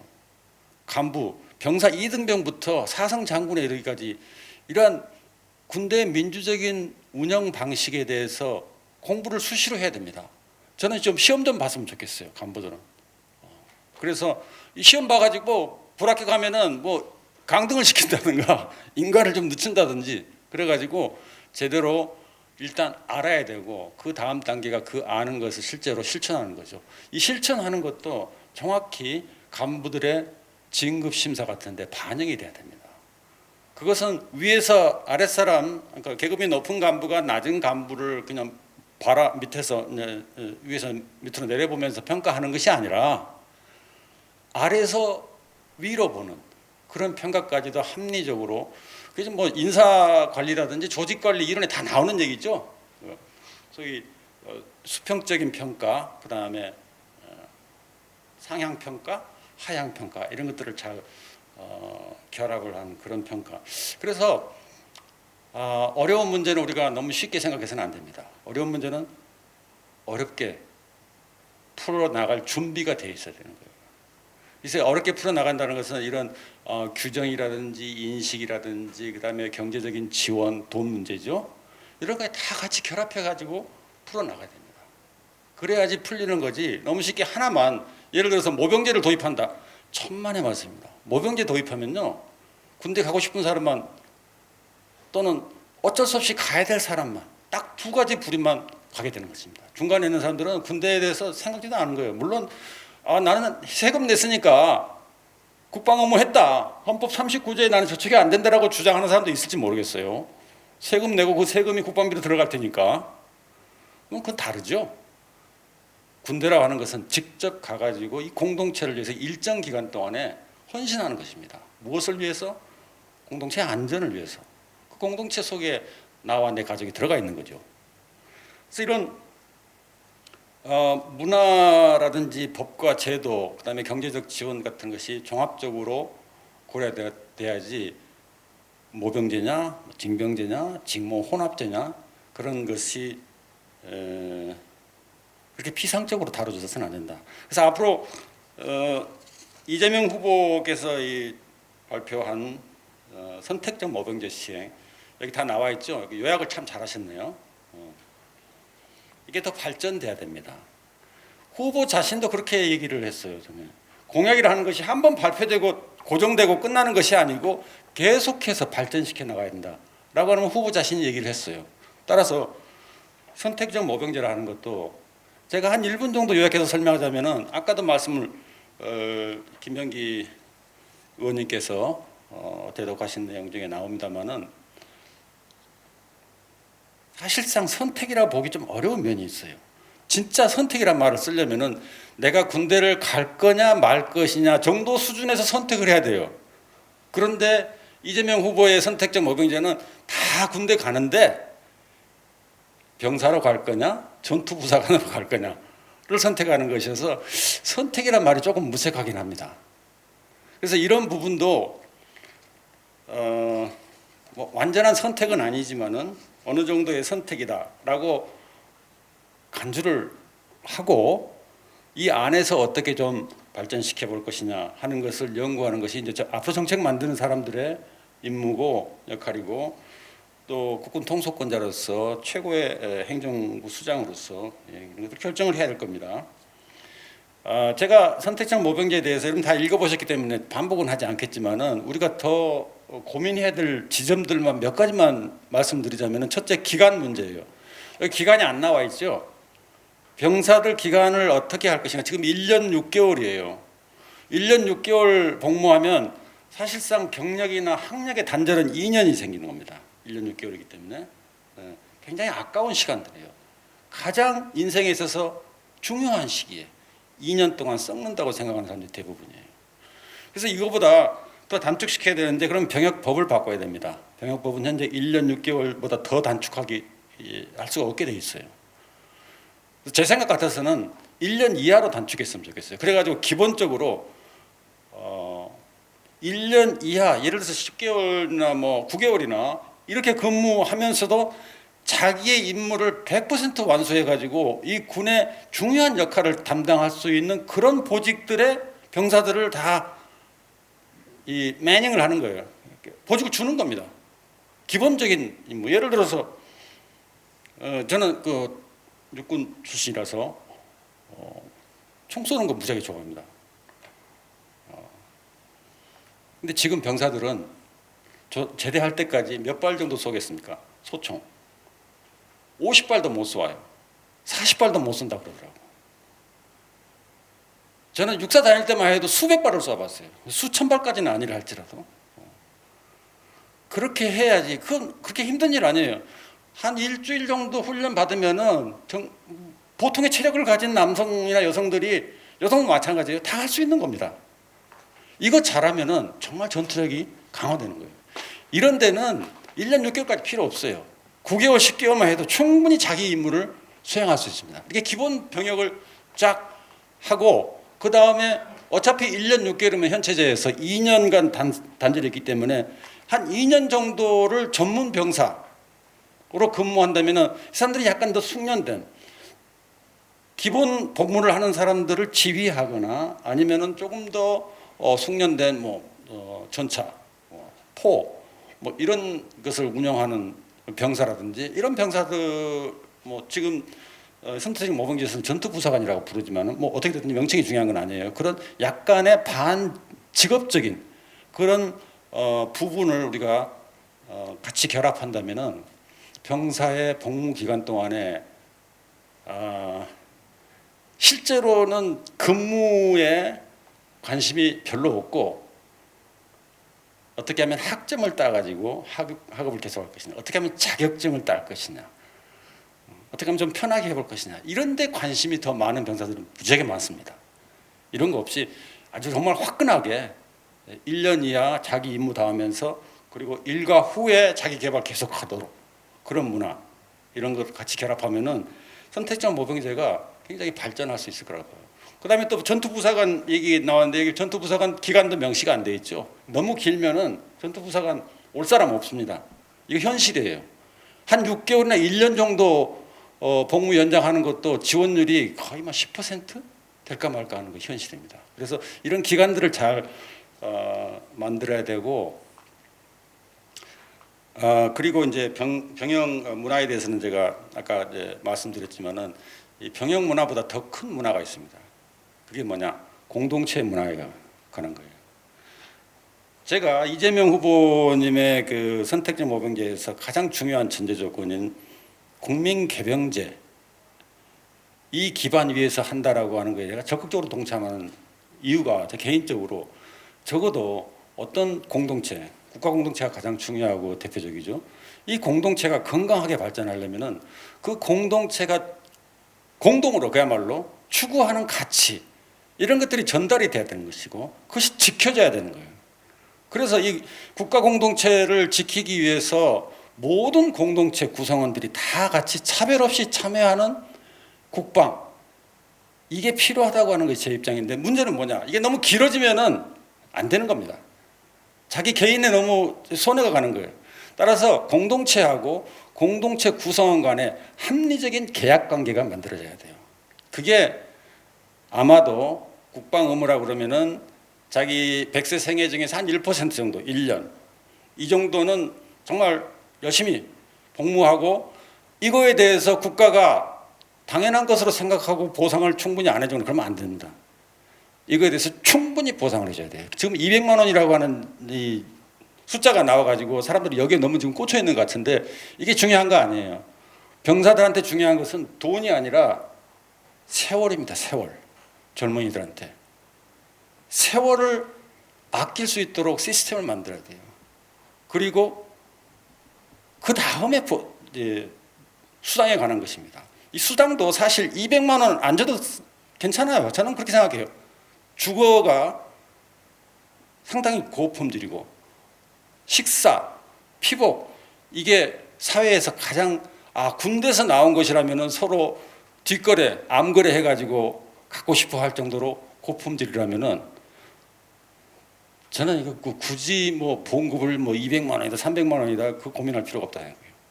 그래서 우리가 국력과 또 경제력 이런 수준에 맞게 같이 할 경우에 정말로 공동체가 다 받아들이면서 그거에 대한 보상을 정신적으로 존경심으로 표하고, 그다음에 실제로 제도적인 인권 보장이라든지 그런 것을 법에 따라서 정확하게 추진하고, 그리고 그 품질이, 그러니까 의식주에 관한 품질이라든지 이런 생활의 품질이 최고 수준에, 그 사회의 최고 수준에 도달하는, 그렇게 될 경우에 병역의 많은 문제들이 해결될 뿐만 아니라 정말로 우리가 강군, 제1공약이 스마트 강군이죠.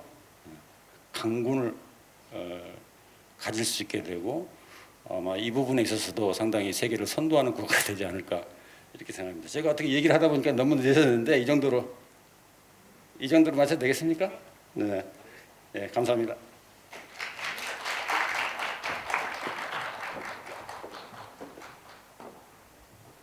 네, 감사합니다.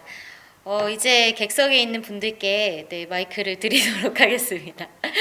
네, 차기 국군 통수권자가 될 다음 대통령에게 그리고 현재 병역제도를 만들고 개혁할 수 있는 분들에게 좀 전달하고자 하는 이야기들. 그래서 병역제도와 뭐 병역문화 개선까지 모두 아울러서 앞에 나왔던 6가지 주제 그리고 문장효 위원장이 말씀하셨던 어떤 내용에 대해서도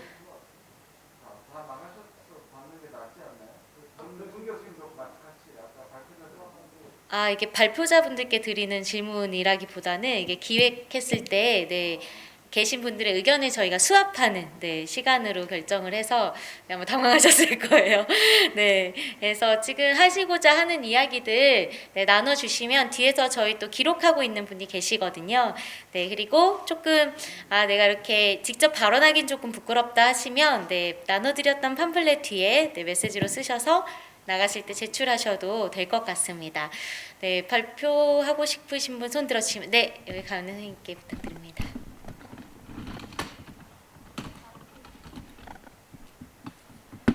네, 발표하신다고 수고 많으셨습니다. 발표 잘 들었습니다. 저는 21년 4개월 육군에서 보병으로 근무하고 전역한 유은희라고 합니다. 현재 하는 일은 산업 분야에 근무하고 있습니다. 저는 오늘 아까 발표하신 주제에 대해서 4가지에 대해서 제 의견을 간단히 말씀드리고 이대녀, 이대남들에 대한 인터뷰 그 의견 수렴한 것을 2번째로 말씀드리고자 합니다. 먼저 그 첫 번째 그 인권과 관련해서 내무 생활에 대한 부조리는 제가 20년 전에 근무했을 때와 크게 다르지 않았구나 하는 것을 느꼈고요. 예전에 제가 미국에서 공부를 할 때 대만 병사를 만난 적이 있었는데 대만에서 병사 생활한 대만 사람을 만난 적이 있었는데 우리나라와 너무나도 비슷한 내무 부조리가 있었다는 것을 제가 들었습니다. 예를 들면 잔반을 남기게 되면 잔반을 남긴 병사들을 다 모아놓고 잔반에 있는 음식을 다 먹게 한다던가 아니면 밤에 잠재우지 않고 밤새 그 얼차려를 준다던가 그런데 그때 공통점이 뭐였냐면 징병제였습니다. 대만은 다만 징병제인데 전 면제가 거의 없다 그러더라고요. 다만 의무복무 기간이 우리가 그때 한 3년 정도 됐었는데 1년으로 의무복무하는 대신에 좀 신체적인 결함이 있더라도 무조건 다 군대로 오는 거죠. 그러니까 국민들은 이 징병제도에 대해서 그냥 평등하다. 누구나 거의 다 대부분 군대를 간다.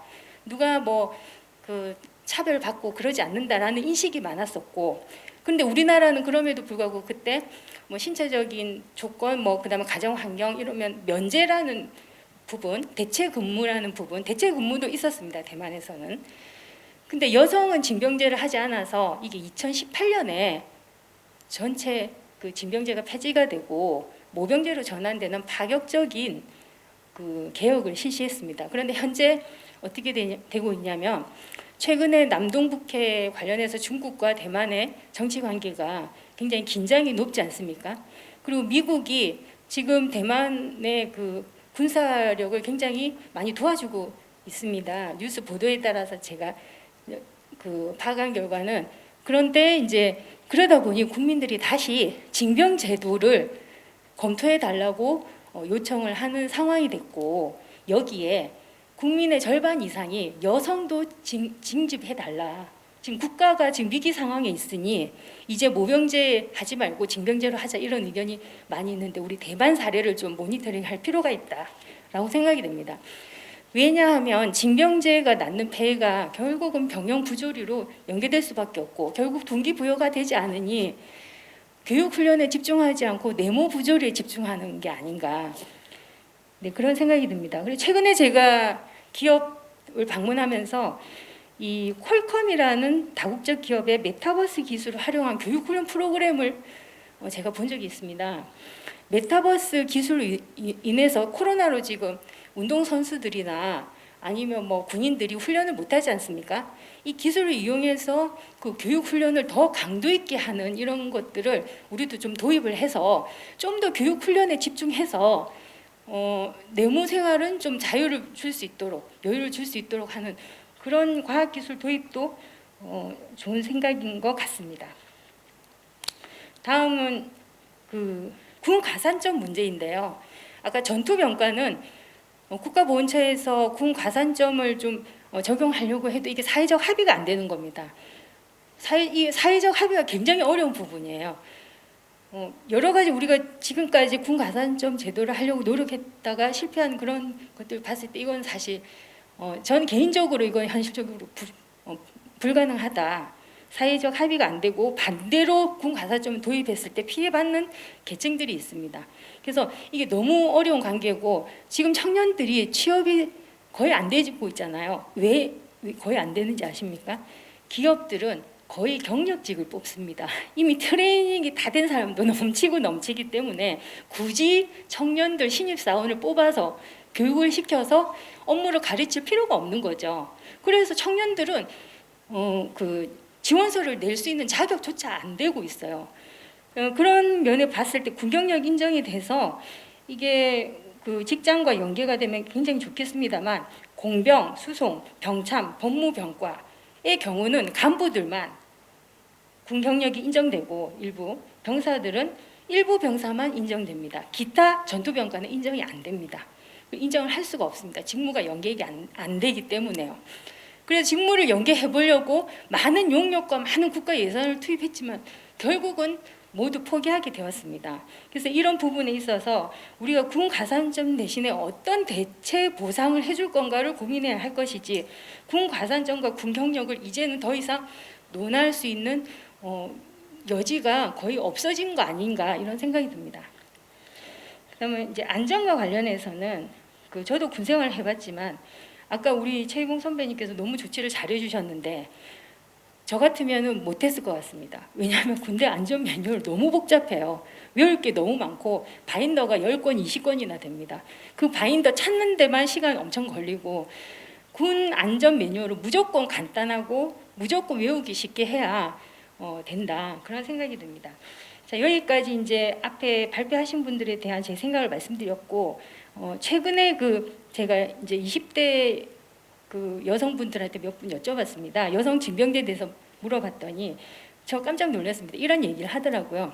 남자들은 가고 싶든 가고 싶지 않든 군대 가서 총이라도 쏘고 방독면이라도 쓰는 걸 배우지만 여자들은 총 쏠 줄도 모르고 방독면도 못 쓰고 그래서 만약에 전쟁 나면 우리는 뭘 해야 될지 아무도 알 수가 없다는 거죠.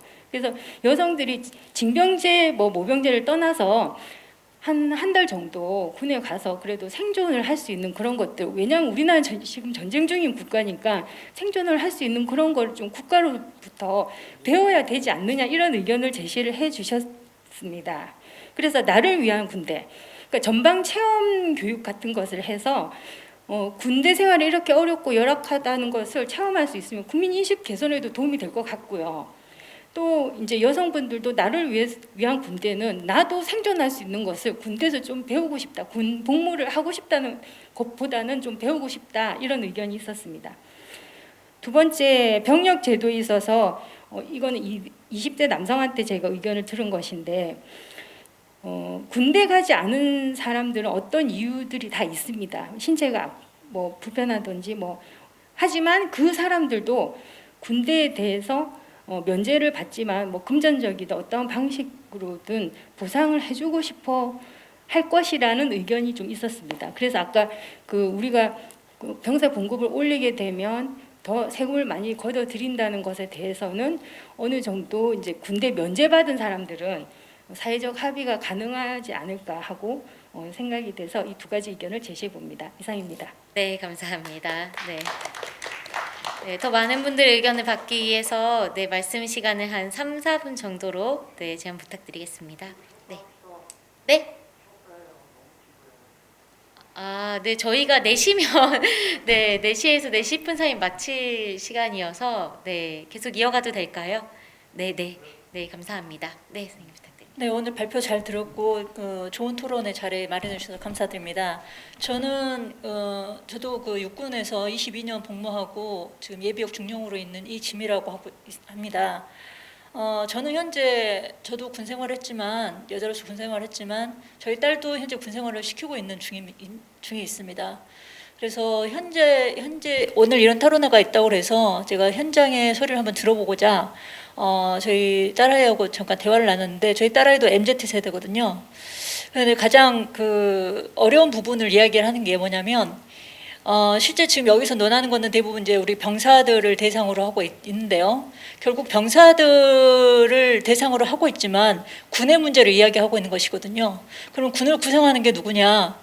병사뿐만 아니라 그것을 이어주는 부사관, 그다음에 또 장성들이 있습니다.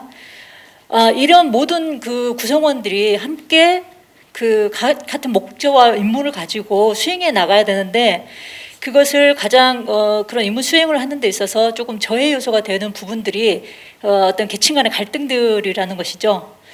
그 계층의 갈등이라는 것이 단지 그 계급에서만 오는 것이 아니라 지금 현재 봤을 때 직업군인들은, 말하자면 그 간부들 같은 경우는 직업군인이죠. 병사들 같은 경우에는 징병제에 의해서 의무적으로 온 인원들입니다. 그 남자 그 간부들 중에는 의무적으로 가야 되는 징병제에서 직업 군인화해서 모병으로 온 선택을 해서 온 것이거든요. 그렇다 보면은 이 그 징병제 의무적으로 온 인원과 그다음에 내가 선택해서 온 인원이 같이 합을 이루어서 국가 안보에 대한 공동 목표를 이렇게 이루어 나가야 되는데, 임무 수행을 해 나가야 되는데, 지금 현재 가장 갖고 있는 그 결등이 뭐냐면, 어쩔 수 없이 나라에서 부르니까, 나라의 아들이니까 와서 지키고 있는 병사들을 내가 직업으로서 국가를 또 사랑해서 내가 오고 싶어서 군대 온 사람들이 관리를 하고 있습니다. 그러다 보니까 굉장히 그 관리하는 부분에 있어서 갈등이 많다고 해요. 힘들다고 합니다. 그래서 실제 우리 이제 남자 뭐 장교들이나 부사관들 같은 경우에는 의무적으로 와야 되는데 간부로 와가지고 이걸 수행하다 보니까 군이 좋아서 왔는데 오히려 이런 데서 오는 그 회의감을 느껴서 군대를 빨리 전역하고 싶다. 이렇게 내가 의무 어떤 기간만 맞추고 나가고 싶다는 분들이 많다는 거죠. 그래서 이거는 참 기간을 흔드는 어떤 그 요소가 아닌가 싶어요. 그래서 저는 우리 대한민국의 병역 제도가 징병제가 되든 모병제가 되든 어쨌든 간에 이 뭔가 화합이 될 수 있는 그 매개 뭔가를 만들어야 된다고 생각을 하는데, 지금 현재는 우리가 징병제이기 때문에 현재의 문제를 먼저 풀고, 그리고 미래로 가서는 봤을 때는 거의 모병제로 갈 가능성이 높다고 저는 보아집니다. 저 정책도 내셨고, 그렇다면 그 모병제에서 또 그런 이익을 우리가 미리 준비를 해야 되지 않을까. 그래서 군은 예전에는 사실 이 사회를 선도하는 기관이었다고 저는 말할 수 있을 것 같습니다. 왜냐하면 옛날에 그 군대가 처음에 있을 때 그 군에서 교육도 시키고 또 뭔가 어떤 그 행정적인 것들 이런 것들을 다 배워서 사회에서 활용을 하고 해서 지금의 사회가 일반 민간이 군을 지금 선도하는 기술적인 면에서는 입장이 돼버렸는데, 앞으로도 우리가 군이 이 사회에 그런 그 예전처럼 선도하는 기관으로서 자리 잡을 수 있게끔 좀 풀어야 될 것들이 있는 것 같습니다. 현재 지금 징병제에 있는 현재 문제 해결은 곧 결국 미래 문제를 해결하는 것과 같습니다. 모병제가 됐을 때 해결한 것 같습니다. 그 해결하는 방법은 그 중에 그 해결 방법으로서는 징병제로 해서 의무제로 해서 온 사람들에게 정말 내가 그 갔던 동안의 시간을 정말 나라를 위해서 열정페이했다라고 생각하는 것이 아니라 정말 나에게 이득이 되는 시간이었다. 그래서 내가 나가서 보니까 아까 정서적으로 국민의 감정적으로도 정말 존경받고 추앙받는 그런 내가 대상이 되었다라고 하는 것도 중요하지만, 더 중요한 것은 이들의 미래가 달려있는 문제이기 때문에 이런 물질적인 또 틀림없이 보상이 돼야 됩니다. 근데 단지 200만 원 가지고요, 그건 아닙니다. 그 다음에 전역 후에 얼마 몇천만 원 주어줘서요, 그것도 아닙니다. 저는 오히려 군대, 아까 세월이라는 말씀하셨어요. 보상받고 싶어하는 것이. 청년들은 틀림없이 그 세월에 대해서 보상받고 싶어합니다. 자기가 공동체를 위해서 희생한 것에 대한 보상, 그 세월에 대해서 보상하기 위해서는 군 생활을 하는 동안에도 나가서 내가 그것이 경력이 되어서 충분히 나의 앞으로 미래를 살아가는 데 있어서 그 뭔가 도움이 되어지는, 지렛대가 되어지는 그런 기간이 되어진다고 봅니다. 그렇기 때문에 저는 나중에 이게 징병제로 해서 지금 군 병사들이 의무적으로 오지만 이 기간 동안에 이 기관을 보상해주기 위해서는 사회에 나가기 전에 충분히 평가를 시켜서 나가서는 우리가 기업을 들어가면 인턴이라는 거 합니다. 인턴제도. 지금 가산점으로 해서 뭐 취업에만 하지만은 실제 기업에서는 인턴을 써보고 그 다음에 그 사람의 어떤 자질을 평가한 다음에 그 다음에 계속하는데 이런 그 군 병력을 이행한 인원들에게는 그런 인턴제에 대한 것을 좀 면제해주는 어떤 그런 제도 이런 식으로 하면은 좀 더 그 어떤 취업의 문이 좀 내려지지 않을까. 그리고 아까 경력직에 대한 건데요. 경력직에 대한 예우를 뭐 더 우선시 선호하는데 군에서 배운 것들이 있습니다. 아까 말했듯이 기술만 말씀을 좀 정리해 주시면. 아, 네네. 네, 딱 한 가지만 일단 제안을 하겠습니다. 그런 인턴제에 대한 군 병력 기간을 사회에 나와서 사용할 수 있게끔 제도화 시켜주는 거, 사회에서 쓸 수 있는 경력을 쓸 수 있는 그런 제도를 만들어주는 것을 제안해 봅니다. 이상입니다. 네, 알겠습니다. 네, 또 의견 있으신 분 계실까요? 아, 네. 네, 안녕하세요. 저는 청년 김지수입니다. 네, 반갑습니다. 저는 28살 때 늦게 이제 유학을 미국에서 하다가 군대로 가게 됐습니다. 군대 갔는데 제가 중국, 미국 한 14년 정도 있다가 한국에 대해 전혀 모르고 육군으로 가서 이제 엄청 문화적 충격도 얻고 여기는 왜 이럴까 이렇게 생각을 하기도 했는데 저는 그러면서 많이 배운 것도 있습니다. 네, 많이 배운 것도 있고 공동체 의식 등등. 하나 이제 아까 말씀해주셨던 분에 되게 동의하면서 두 가지를 좀 제안하고 싶습니다. 첫 번째는 지금 현재 입법을 통하지 않아도 이렇게 변할 수 있는 거 하나. 두 번째는 장기적인 관점에서 하나 이제 제안드리고 싶은데 첫 번째는 제가 이제 육군 11사단 헌병대에 가가지고 한 80명, 70명밖에 이제 없는데 거기 제가 좀 미국이나 중국에서 항상 책을 보니까 열심히 군 생활하고 7시 밥을 6시에 먹고 8시부터 10시까지 이제 군 법에 보면은 공부할 수 있는 시간이 있습니다. 그 시간에 제가 이제 공부를 하니까 선임들이 너 미친 거 아니냐고 저한테 어디 이 시간에 네가 공부를 하냐고. 근데 저는 충분히 자기 개발을 할 수 있는 공간이 있는데 그렇게 안 하는 모습들을 보고 되게 그때 이제 많은 분들한테 욕도 많이 먹었는데 결국은 저희가 이제 나라를 위해서도 왔지만 그 후에 취업이나 이런 걱정도 많지 않습니까? 그래서 제가 앞에 나가서 저는 앞으로 욕을 먹어도 공부를 할 거다.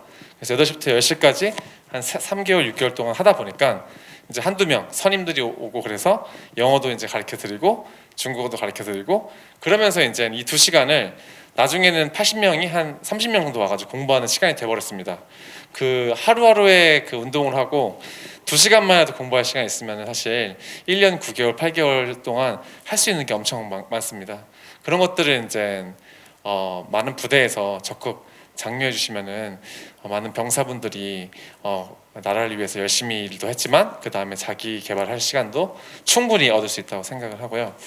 두 번째는 이제 저희가 이스라엘이나 이런 데 보면은 결국 군대에 나와서 가산점을 줘서 취업을 하게 하는 또 하면 요즘에 공정이라는 이슈 이런 게 있기 때문에 아예 그런 가산점 주는 것보다 군대 내에 있을 때 좀 더 자신의 뭐 IT 기술이나 혹은 코딩이나 이런 것들을 배울 수 있는 대학교에서 배우지 못했던 그런 기술들을 배워서 이스라엘에서는 군대 갔던 그 기술을 통해서 나스닥에 상장하고 이스라엘이 유럽의 전체에 있는 기업보다 훨씬 더 상장한 국가가 많거든요. 그렇게 우리도 다이내믹 코리아 또 멋있는 코리아 아닙니까? 그래가지고 그런 것들을 우리 입법자분들께서 이렇게 토론을 통해서 정말 대한민국의 이제 국방도 지키고 공동체도 지키고 나아가서는 우리의 역량도 펼치고 산업도 만들고 그런 대한민국이 됐으면 좋겠습니다. 감사합니다. 네, 감사합니다. 네, 또 의견 있으신 분 계실까요? 마지막에 한다고 하셔서. 네. 또 의견 있는 분 계실까요? 네.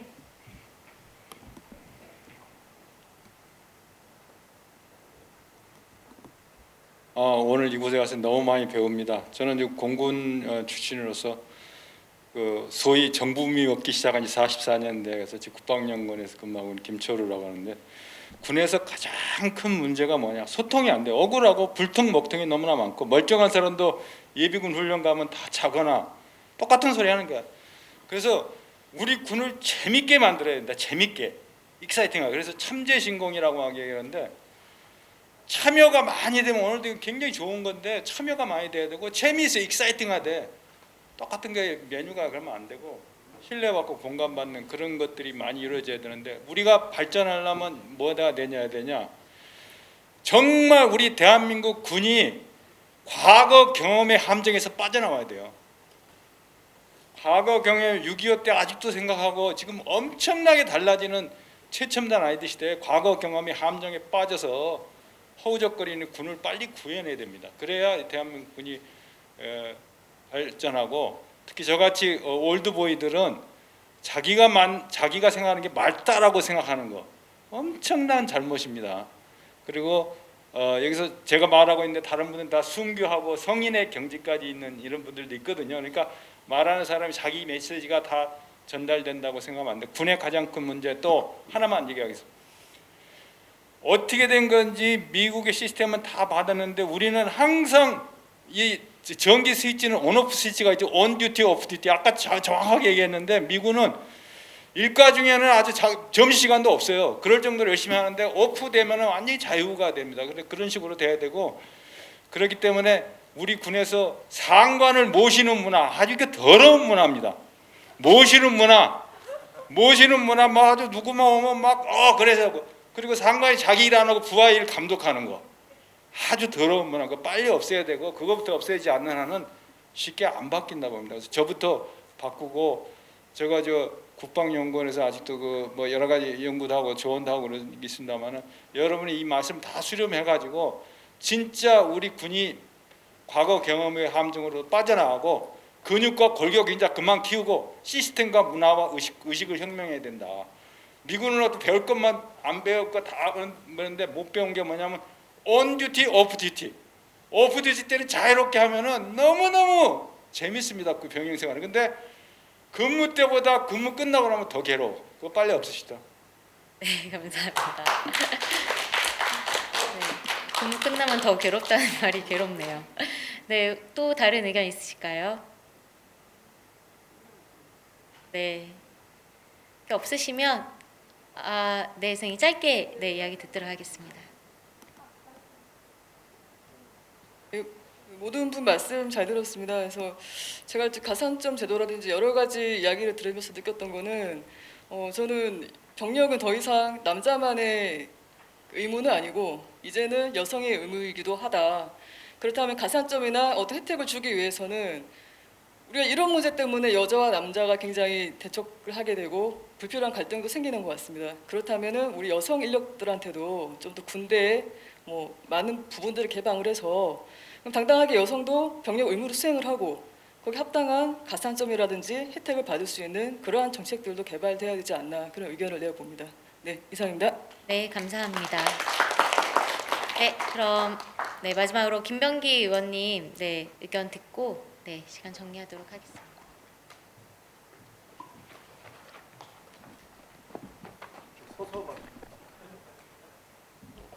제가 사실은 의원 생활하면서도 이렇게 이런데 대중에 나서서 말하는 걸 되게 싫어하는 편입니다. 근데 오늘은 꼭 몇 가지에 대해서 좀 말씀을 드려야 되지 않을까 싶어가지고 제 발언 기회를 얻었습니다.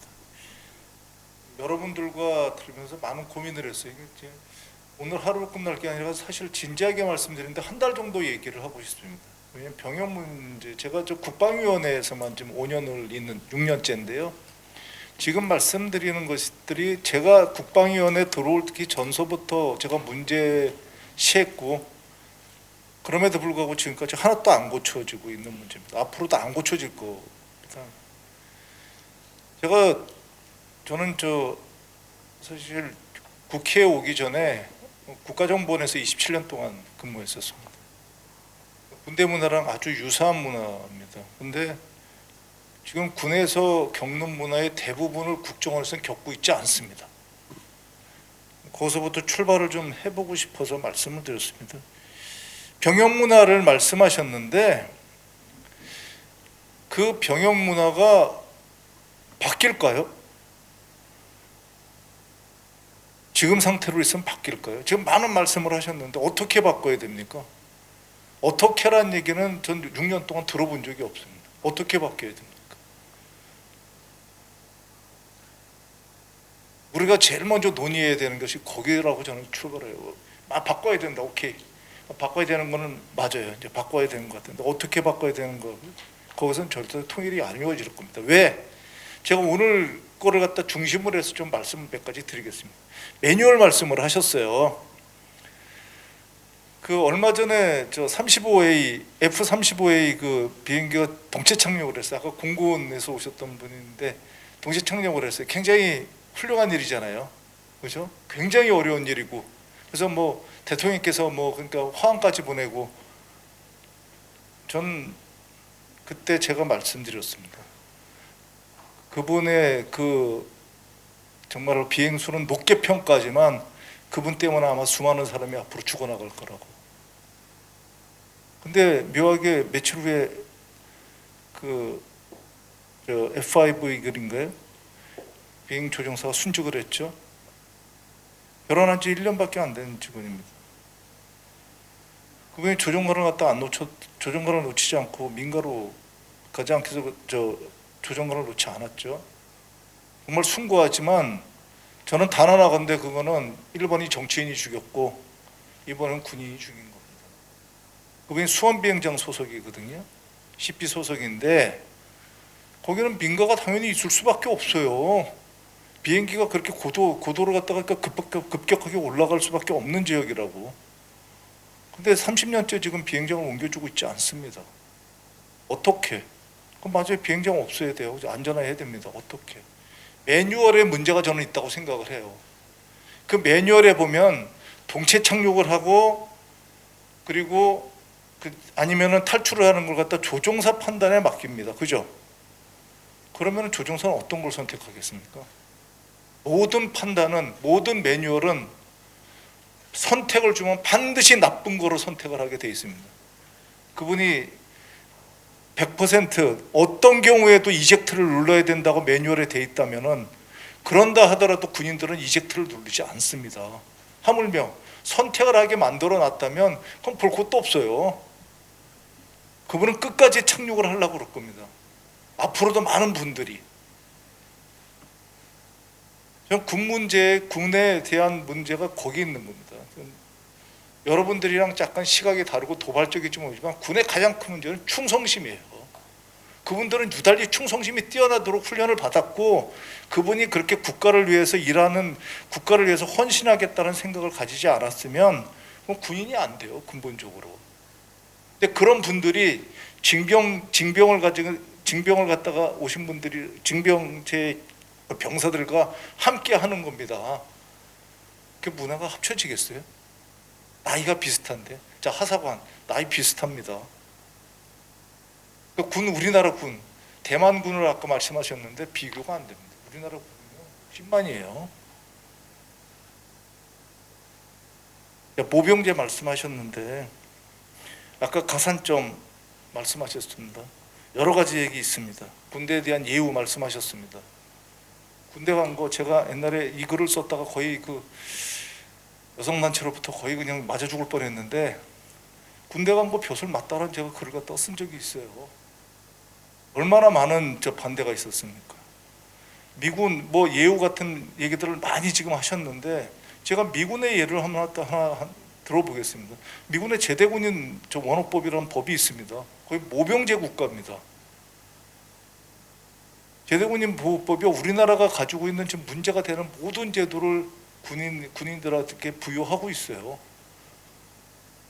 미국에서. 미국이 지금 문제가 됩니까?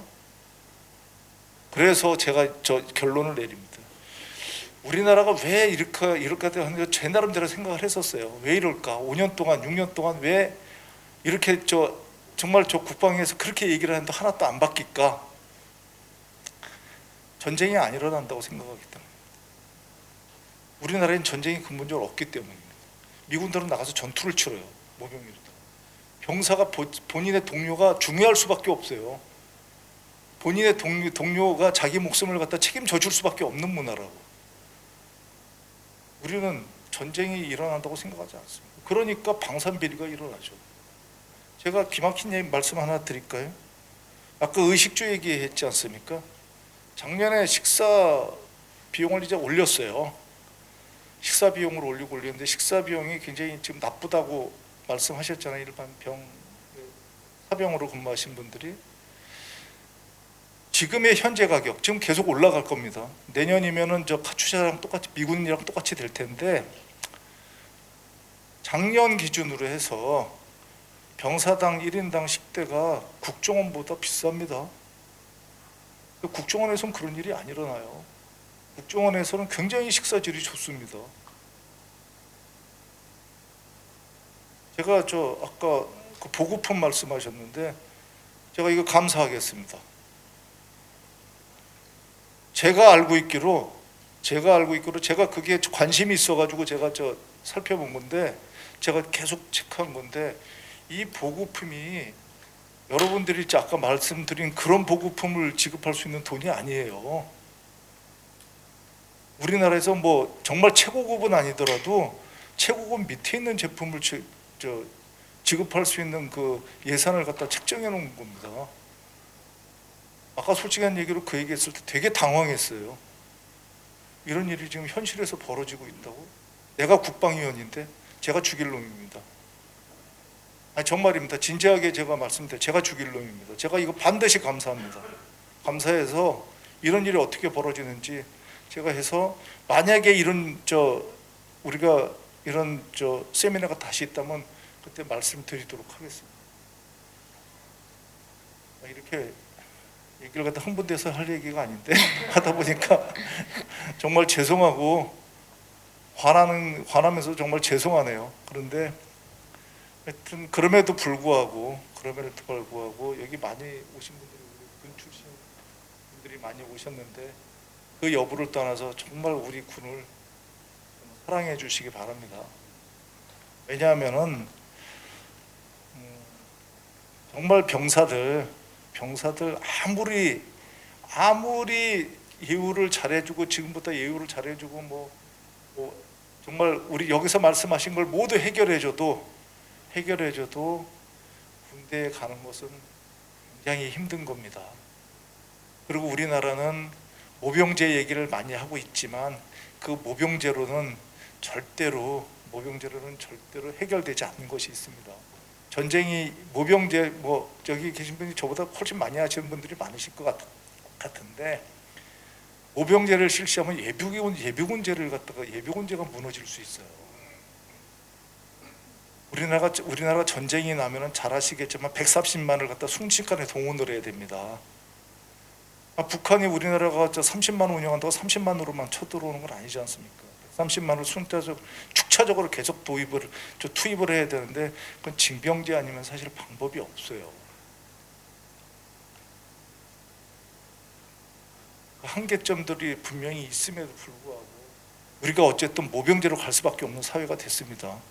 그러면 여성들이 가지 못하면 여성들이 징병을 갖다가 하지 못하는 사회가 되면 모병제로 가게 되면 거기에 대한 국방세가 내야 되는데 이 돈이 만만치 않습니다. 사실은 일단 8조가 더 들어가야 돼요. 그러니까 제가 얘기를 중원부원 하는데 그럼에도 불구하고 그 모병제가 되더라도 우리 군에서 진짜 복무하고 있는 헌신하고 있는 분들께 감사하는 마음, 그걸 주위에 여기 계신 저서부터 정말 그분들 고마운 분들이다는 얘기를 갖다가 주위에 있는 분들한테 시작하는 것이 우리가 문화를 바꾸는 그 시작이 아닐까 싶습니다. 중원부원에서 죄송합니다.